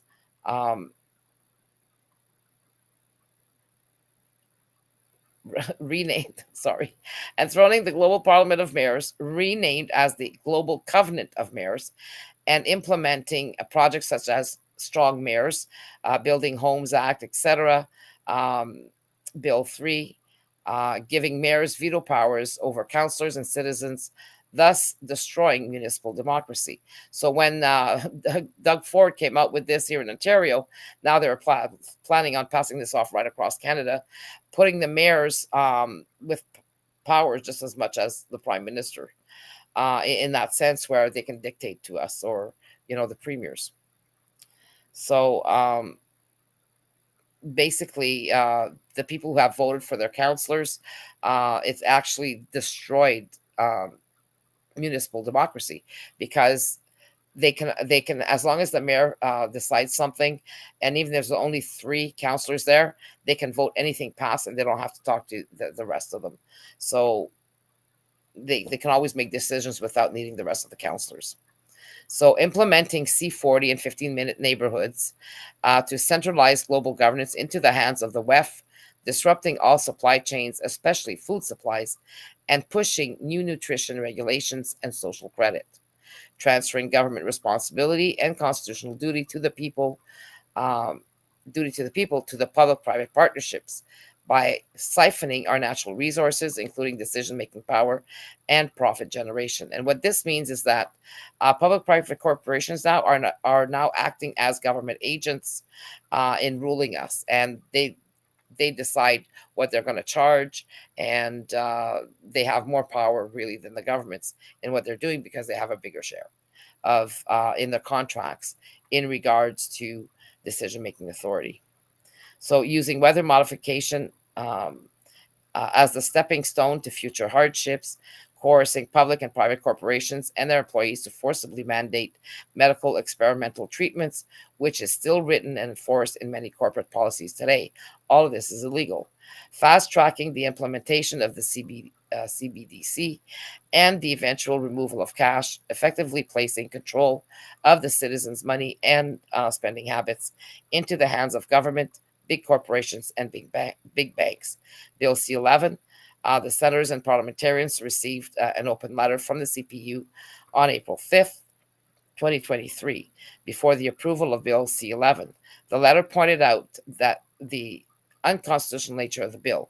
It referred to documents such as the Syracuse Principles, see Chapter 3, that fortify our rights to non-derogation of freedom of expression. To this day, there has been nothing but total silence or non-comment from the senators, even from those who claim to be opposed to the bill and who explicitly ask Canadians to write to their senators and MPs. James J. Summers, lecturer in international law at the University of Lancaster, writes that democracy and self-determination are sources of political legitimacy. Both are considered to be important for the enjoyment of individual rights, and both hold that the power derives from the people. Okay, so the government gets their power from us, but yet take it away the minute we vote for them. Does the power derive from us? When do we not have? Does the power derive from us when we do not have the means to keep our rogue government in check and make politicians accountable to us? No, absolutely not. So what can we do? The OGP includes 75 countries. Thus, out of 193 countries, we have signed on to who have signed on to the UN. So really, there's 193 countries, that have signed on to the UN right now since the after World War II. So some countries do not favor the globalist plans that Canada is implementing without our explicit and informed consent through stealth authoritarianism. The UN has already frowned upon Canada for not respecting commitments and laws, which Canada had to rectify. This abolishment by the Human Rights Committee has been purposely hidden from the people. So every time the Human Rights Committee at the international level slaps Canada's fingers for what one of the provinces have done, or the cities, whatever, they make sure that we don't hear about it. Now, the CPU will look to those countries for support in proving the legitimacy of the rule by law. Okay, because in Canada it's the rule by law, not the rule of law. Because most of our laws, many of them could be deemed unconstitutional, and were written. They did not follow the format of the rule of law when they wrote those laws. So, see Chapter 3, that Canada has relied on for decades, of which Bill C-11 is an example. This support could help to properly place the collective people as head of state in Canada. In summary, our leaders are passing laws destroying Canada's constitution to benefit world elites. Still under the UK Parliament's jurisdiction, the constitution will never protect Canadians and Indigenous peoples unless we become the country's collective head of state with full veto power over our governments. So in the meantime, Canada and the provinces hide anti-democratic measures under the mask of the law. The coup d'etats and numerous transgressions still prevent us from enjoying our lawful rights. The collective people should address all issues the WEF and its accomplices hijacked, rather than be threatened. We must stand together in our collective power. As the actual shareholders and co-owners of the Crown of Canada on both sides of the Truro Wampum Treaty, an ancient agreement between the first settlers and the Indigenous nations, still pivotal in inspiring good communication and mutual respect between parties. We could prosper as a country, eradicating political corruption and intimidation, and take control of our natural and human resources out of the hands of the Crown, the government, and corporations. And that is all legal because we have that political power. So it's not like we're getting rid of government. We're just going to take our rights, and we have the right to do that. And then we have the right to decide what we do with all of our resources. So now, what obstacles are standing in our way? The rule of law is missing from the curriculum. What else have the Canadian politicians and legal professionals done in Canada to subvert our rights? They have secretly manipulated the rule of law into rule by law by erasing the history of constitutional law and the rule of law from the law school curriculum. The rule of law are principles protecting the people from rogue governments that create seemingly arbitrary laws not based on the rule of law, nor on protecting the people. The collective and personal people's rights that Canada was to embed in our Charter of Rights and Freedoms from the Universal Human Rights Declaration seem to have disappeared in a puff of smoke. More precisely, the Covenant on Civil and Political Rights guaranteed all these rights within the international instruments signed by Canada and the UK. Here are great examples of how legal scholars' corruption manipulates the rule of law, which now leads up to the Supreme Court Justice Rule of Law Corruption in 2023. The Origins of Hostility of the Rule of Law in Canadian Academia, a History of Administrativism and Anti-Historicity. So you'll find the information here. Now, the International Bar Association, the global assault on the rule of law by attacking the independence of the judiciary, populist political leaders worldwide are undermining fundamental aspects of democracy and civilized society. If it continues unchecked, the consequences will be devastating. To request that our national collective civil and political rights be appropriately recognized and that we should be respected as the legal and lawful shareholders and co-owners of Canada, lawyers would need to study the missing links within the rule of law, as well as the principles and history that have purposely denied us our legal lawful rights to rule above government as the collective head of states. And this always include an equal partnership between us and the Indigenous nations, because they too own this country. Okay. And it's not about putting them all in together with us. There's two sides here, and two sides must come together and then work together. So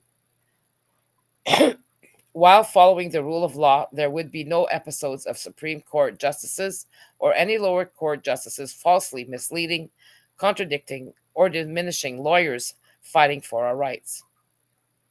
Law schools would teach future generations of lawyers to respect the true impact of our fundamental international human rights laws, principles, and treaties that have on Canadian law. These are the rights that the World Health Organization, ILO, which is the International Labor Organization, NATO, and the World Trade Organization, and the WEF must also respect. So all of our rights here, all of these ones here, okay, need to respect our human rights. Our human rights are above all of these entities. They must all honor our human rights before they before anything is done. So, furthermore, the Treaty of Rome, 1957, acceded by the UK in 1973 by joining the EU, also affected Canada until 2020. Another vital treaty is the Statute of Rome International Instrument, creating the ICC in 1998, in which the USA refused to participate. Ironically, Canadians have paid part of the ICC's legal establishment. That's the International Court of Justice. So Canadians paid for this, and BC lawyers and Quebec lawyers participated in drafting the requirements for the International Court of the International Criminal Court. So yet in Canada, the people's rights have been and are still being used by our governing bodies. So although they pretend to, do all these good things, they come back and then they rob us of our rights. So that's a hypocritical government. And they know that they're not supposed to be doing this. They're not without not knowing.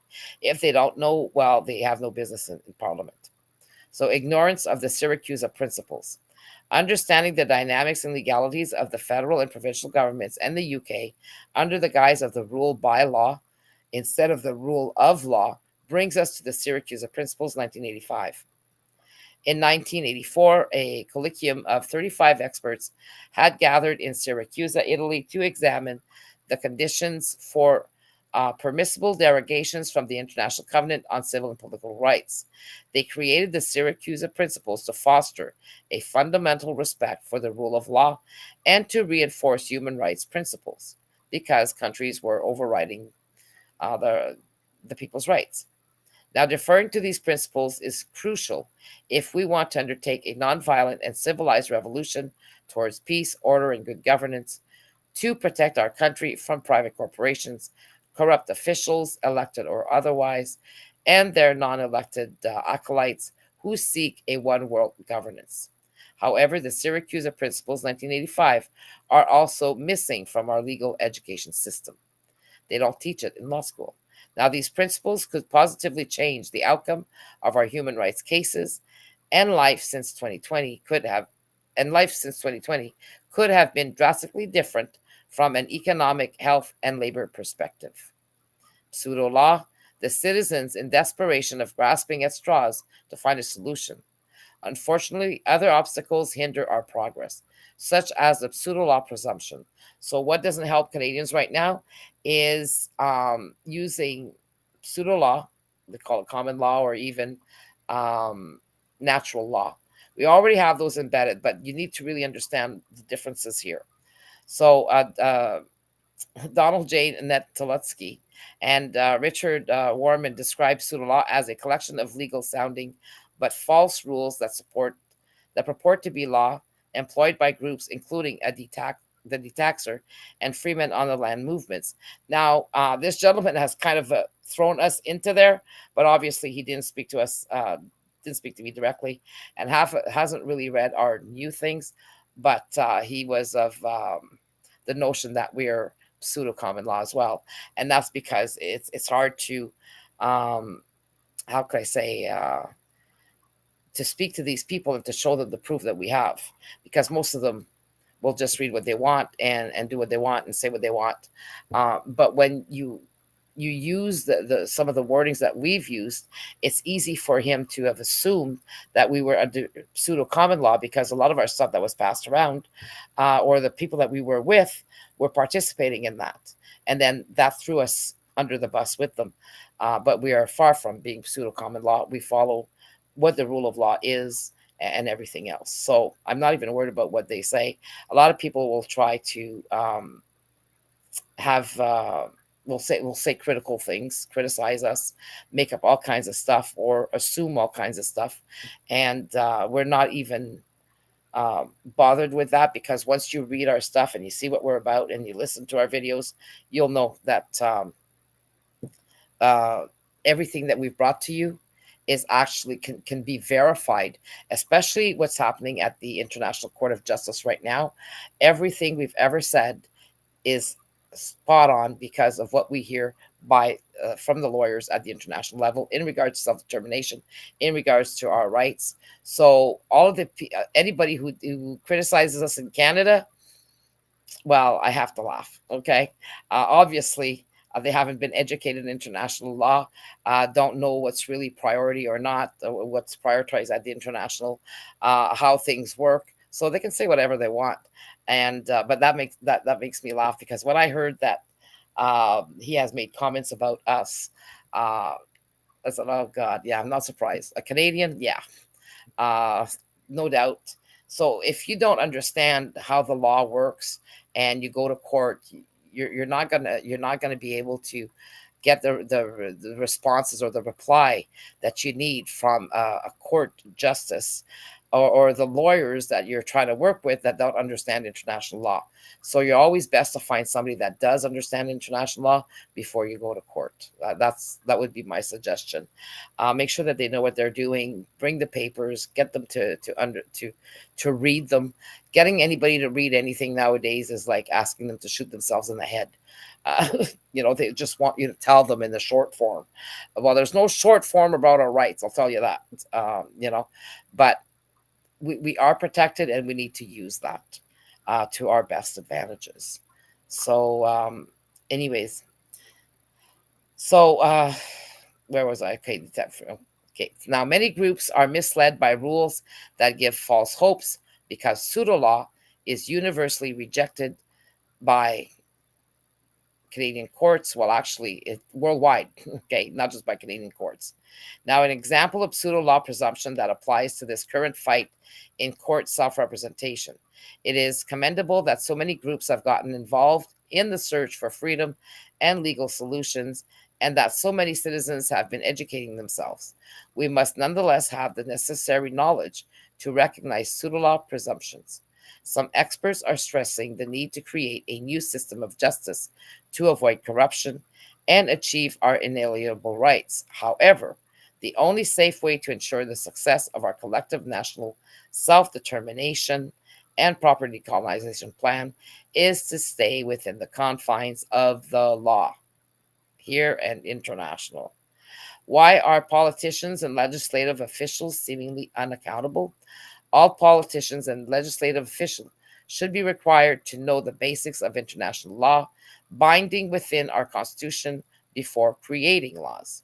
Regarding citizens' issues, most legal offices and politicians are in conflicts of interest due to the government and corporate contracts, further limiting our access to legal counsel. Unfortunately, we still do not have the means to demand that our leaders be accountable to us. Why? Because there's no law for it.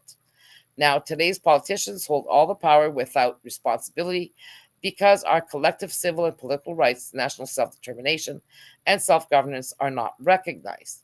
If we want our voices to be heard and avoid the transgression of international treaties, then that were put in place to protect us, we would need to transform parliamentary democracy into a new form of democracy, which would be pluralist democracy, where we'd have veto power and over the government whenever it goes rogue or whenever there's a major decision that has to be had. So it's not that complicated, and anybody who criticizes pluralism democracy again doesn't understand the basics of it. So now, Chapter 4, There is Hope. Other types of democracies to the rescue. As Professor Lyon explained in his book, priorities that citizens and their representatives develop together should replace party policies. Professor Lyon suggested a form of policy democracy where politicians would no longer be the sole decision makers, as in partocracy. The decisions would be in the hands of communities who would determine policies according to their needs. Of course, other styles of democracy could be implemented, such as community democracy, direct democracy, and participatory democracy. Imagine having any to choose from, some combination thereof, or maybe even a specific democracy for your own geographical area or regional priorities. These systems would favor the citizens, not government and corporative representatives. An international precedent is established. In 2023, Mauritius finally won its case against the UK regarding the decolonization of the Chagos Islands, invoking international laws and creating an important precedent. What emerged from this debate determines that the people should rule over government. The CPU has emphasized this in Canada since 2017. 3 phases of the PowerShift to Freedom project. Phase 1, 3 phases. So phase 1, correcting the past. Correcting the Canadian Constitution and respecting international laws and universal rights falls upon the UK and the Canadian parliaments. In addition, the courts must uphold the Constitution and the international laws under the rule of law. During January 2022, a most impressive convoy, enough to inspire countries halfway around the planet, saw the light of day from coast to coast, intending to stop all mandates forced upon Canadians. As it started to make its way from British Columbia and Prince Edward Island to Ottawa, the convoy grew. Its supporters of all types and from all walks of life converged onto this historic movement. Millions of people peacefully demonstrated their enthusiasm and support by cheering from overpasses and the side of the roads as it rolled by. The government ignored the convoy's concerns. Remaining hopeful for and awaiting a negotiation with public officials, they stayed in front of Parliament Hill, Ottawa, for 3 weeks before being discourteously escorted away in an unnecessary show of force by police officers and the RCMP, which our documents would prove to be illegal, and they had no business to do what they did. Now, unfortunately, the violence that ended the truckers' convoy in Ottawa and the invocation of the Emergencies Act by the Trudeau government on February 14, 2022, were blatant signs that Canada's democracy has been suffering for a long time. An official request for a constitutional correction, not an amendment, but a legal and lawful correction, was served to Elizabeth Truss, Secretary of State for Foreign and Commonwealth Affairs and Commonwealth and Development Affairs, on March 3rd, 2022, is what we said. The CPU clearly outlined the many problems that left unattended in Canada for most of the century.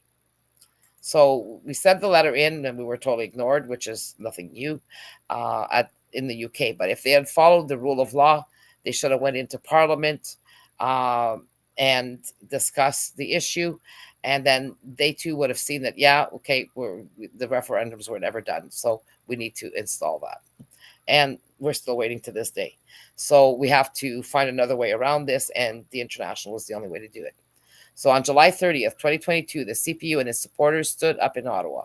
We activated our national collective civil and political rights, a first step in initiating a dialogue with the UK and the Canadian governments. Before 2022, the CPU had also written to Minister of Justice David Lametti and various other officials, hoping to shed light on the neglected state of democracy in Canada. So phase 2, power shifting.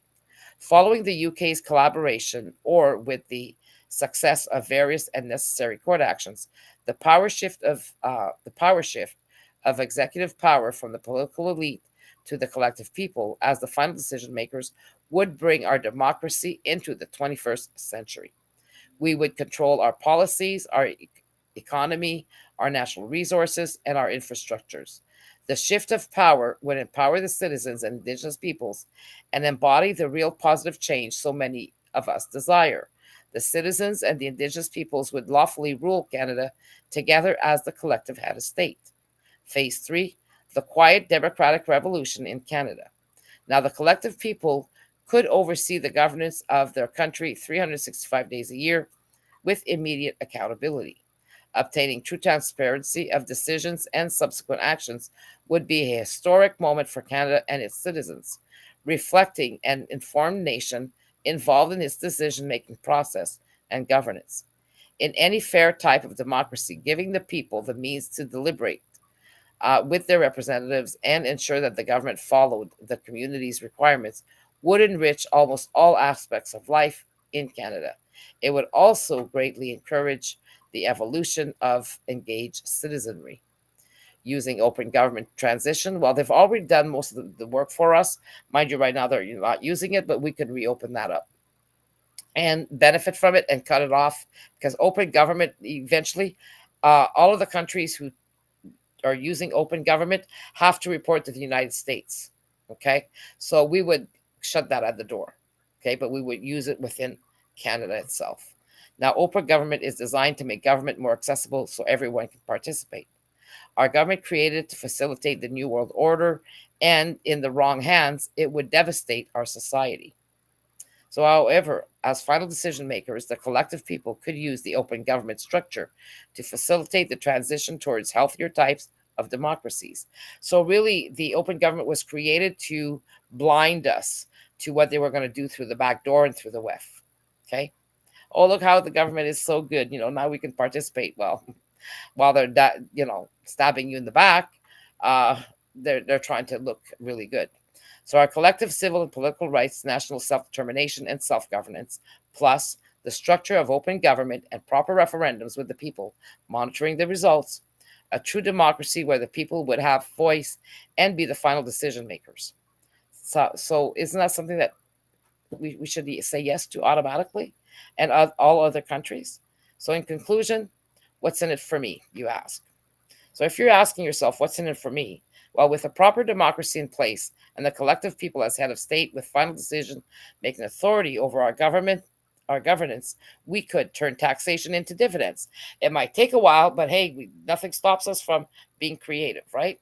So we already have that kind of project with the CPU, and our members can see that under an example, because what I created was a hospital project with that offered proton cancer therapy, and people wouldn't be so sick, and they'd be able to come and get their treatments and leave within 10 minutes and go to school, go to work, do whatever they wanted, play golf.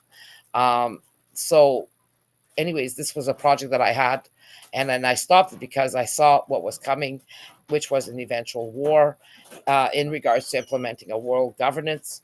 And this is where we're ending up today. We're on the verge of that war. We still haven't been able to convince enough people, but we do have sometime now that the other countries are helping try in protecting our human rights at the international level to make sure those are maintained, because once we lose those rights, we have nothing.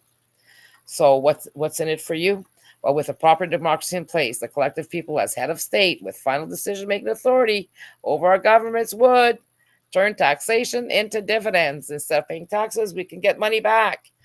We're allowed to take our natural resources back from whoever's got them, and they can't complain, they can't do anything like that. And then you'll hear about this again in the courts, the court that was happening, that I'm going to replay again for you, or especially for those who want to educate themselves. So we could put an immediate stop to globalization by officially correcting the Canada Act 1982, still in the UK. Restructure our society with the collective peoples of Canada as Canada's legal and lawful shareholders and co-owners. In short, shifting the political power from the elites to informed and engaged citizens would prevent our way of life and our freedoms from disappearing. No more political corruption and self-interest. No more unaccountability of politicians, civil servants, and corporations. No more protection against liability for malfeasance. No more lies perpetrated by our governments and reinforced by mainstream media. No more trampling of our civil and political rights. No more mandates or decrees without unbiased evidence and open, honest debates. No more corporate agendas dictating government policies. No more threats to the health and well-being of our elderly and our children. After the decadence of the elites, will come the triumph of the people. We are in the midst of an epic culture of political crisis that affects almost every Western country. Canadians and Indigenous peoples must anticipate when the collective people will be able to ensure and maintain peace, order, and good governance. We could take pride in how we replace a corrupt political and legal system and revamp democracy to suit the needs of the people rather than the greed of corporate and political interests. It could even be the dawn of an era when the Indigenous peoples of Canada could finally be treated with the respect they deserve, and along with the Canadian citizens, could make sure the horrors and transgressions of the past centuries remain in the history books. So please become an involved power shifter in your area. It is up to all of us to do our part and inspire motivation and participation from our fellow citizens. Spreading the word about the power shift to freedom is our priority, and creating contacts with other motivated people or groups in your area can ensure the success of this historic project. Our objectives: ensure regular visibility for the power shift through different actions, have people sign their convention of consent, encourage people to become members and make donations, educate people about the power shift and the solutions it can bring, be able to document your events with pictures or videos, create power shift support groups, networks of people who can help each other when needed. Thanks to all who volunteered over the years and to the present volunteers. So this you'll have as well a set of abbreviations here, so that you understand what we're talking about, and then the recommended readings and all of the references are here. So and I'm going to stop sharing here and go back to see who's all here. So I'm glad to see you're still here. But anyways, it's really important that people understand what's happening here right now. We're on the verge of a World War III. Actually, we've already been part of this war. They've kind of done it, but a little bit silently. And now it looks like they're trying to enforce this. And it's time for the people in all of our countries to rise with this type of solution, and then we'd be able to move on to a more stable environment and not be worried that our political parties will or the elites will be able to manipulate them. So this is the legal solution. It exists. We are seeing it. They're trying to make it happen for Palestine, as long as they do not sucker them into a representative democracy the way that we have been. And this is how the coup d'etat of 1931 happened with all of our 15 countries under the Commonwealth. Okay, so Australia, New Zealand, everybody got suckered into this. And we were not given a choice. So now we can go and get those rights, but we need your support. And we need to, for you to at least join the, we need a huge amount of people to support the CPU so that we can pay for things that we need to keep going and to get to other Canadian citizens and let them know what's going on, because not everybody's online. And now with being shadow banned everywhere, people are not seeing our message.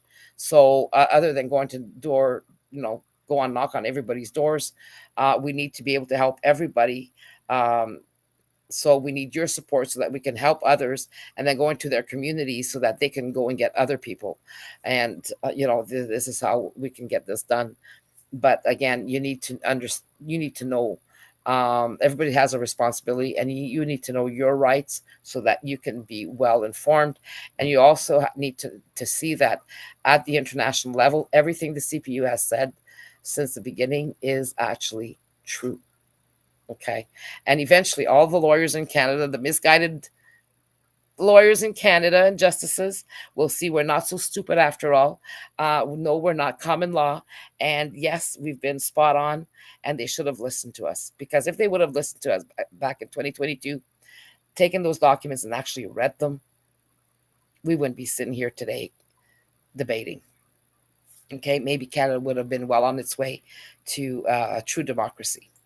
So, and people's rights wouldn't have been trampled upon.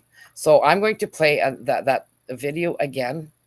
I'd like to play that one again because what was said in 2019 by this young man is worth listening to again.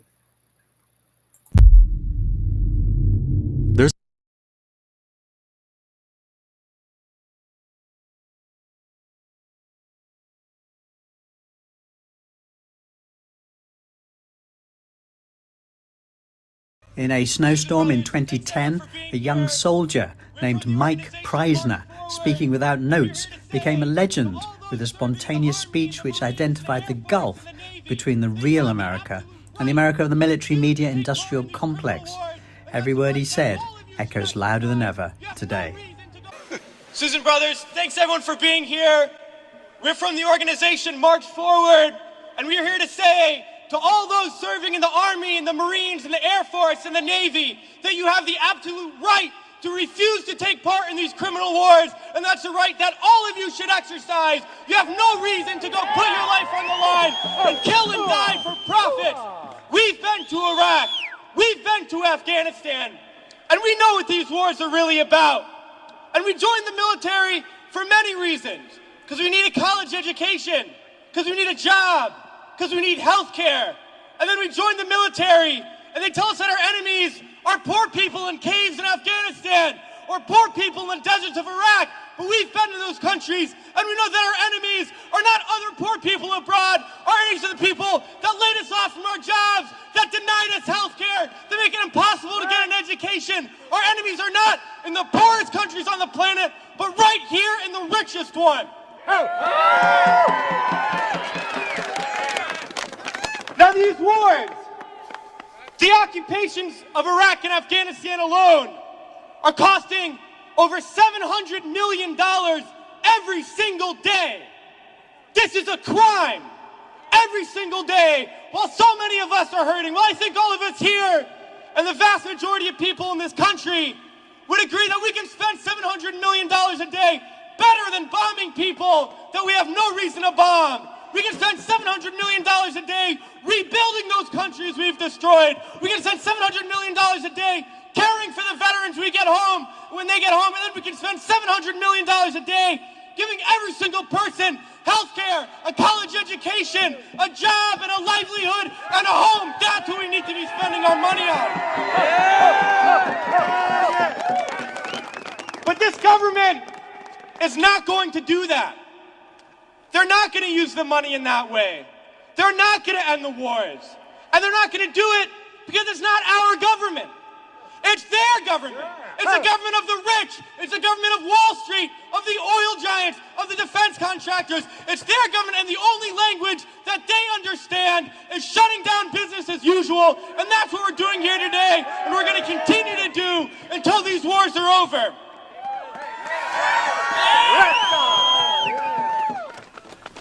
Well, it's crystal clear now that these wars are going to continue and expand and go into other countries. That is the trend. That is what we know, that there is perpetual war, and it's only going to stop if the people stand up and stop it. And that's what we're going to do, sisters and brothers.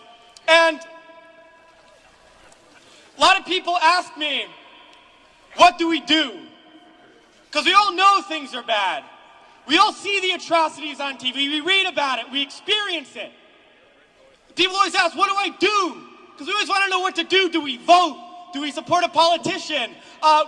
Do we join an organization? What do we do? Well, I'll tell you what we do. It's simple. We fight. We fight and we fight and we fight and we shut down our workplaces. We shut down our schools. We shut down the streets. We shut down business as usual. And we fight until we force the people in there to do what the people out here want. Because that's how we're going to get around, and we're going to fight until there's not one more bomb drop, not one more bullet fired, not one more soldier coming home in a wheelchair, not one more family slaughtered, not one more day of U.S. imperialism. So let's fight to make that happen. We can do it today and then the days ahead. We have to fight to end these wars and create a better world, sisters and brothers. So join us in that fight. Thanks.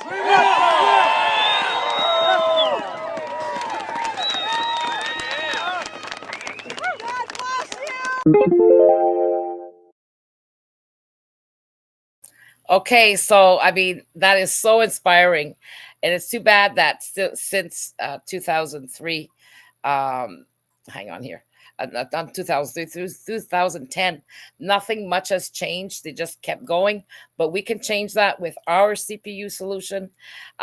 You are the solution. So please join us at the cpu.ca and help us make history and real political change as a political game changer. Sign your Citizens Convention of Consent. It's free. Get everybody to sign them around you. Let the people know to please, we have a chance to get together. This is it. And it's either now or never before bombs start falling everywhere, because we are stuck being with a country that everybody is against. So now I'm going to leave you with this. Thank you for listening. I was going to put the court cases on today, but I decided this was too important. Tomorrow I'm going to be coming back because I've got a meeting again this evening. Tomorrow I've got a course, but I'm going to be early in the morning. I'm going to be adding the part 4 of the series of the International Court of Justice, which will you'll be able to watch, because then you'll understand that once Canada gets charged with genocide and then also with crimes against humanity and apartheid in regards to Israel and Palestine and what they've done over the years, then you'll understand why we're being sued and why we need to stand up to this government and say, hey, not in my name. Okay, so thank you very much. Have a great rest of the day. We'll see our French-speaking people tonight at our meeting. And once you join, then you have access to our community and all of the information within. So thank you very much, and we'll keep you updated. Bye-bye.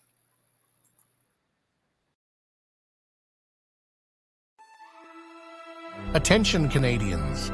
Feel disconnected from our current political system?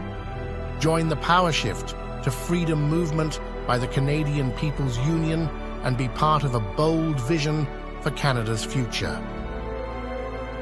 It's time to shift the political power to its rightful owners, the Canadian citizens and Indigenous peoples of Canada.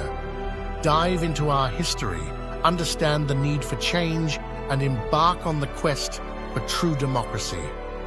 Are you concerned about our nation's commitment to human rights and self-governance? The PowerShift to Freedom aligns with vital treaties and international laws, enabling us to claim our rightful place as collective head of state. We advocate replacing our partocracy system with a true democracy to ensure your voice counts more than party interests.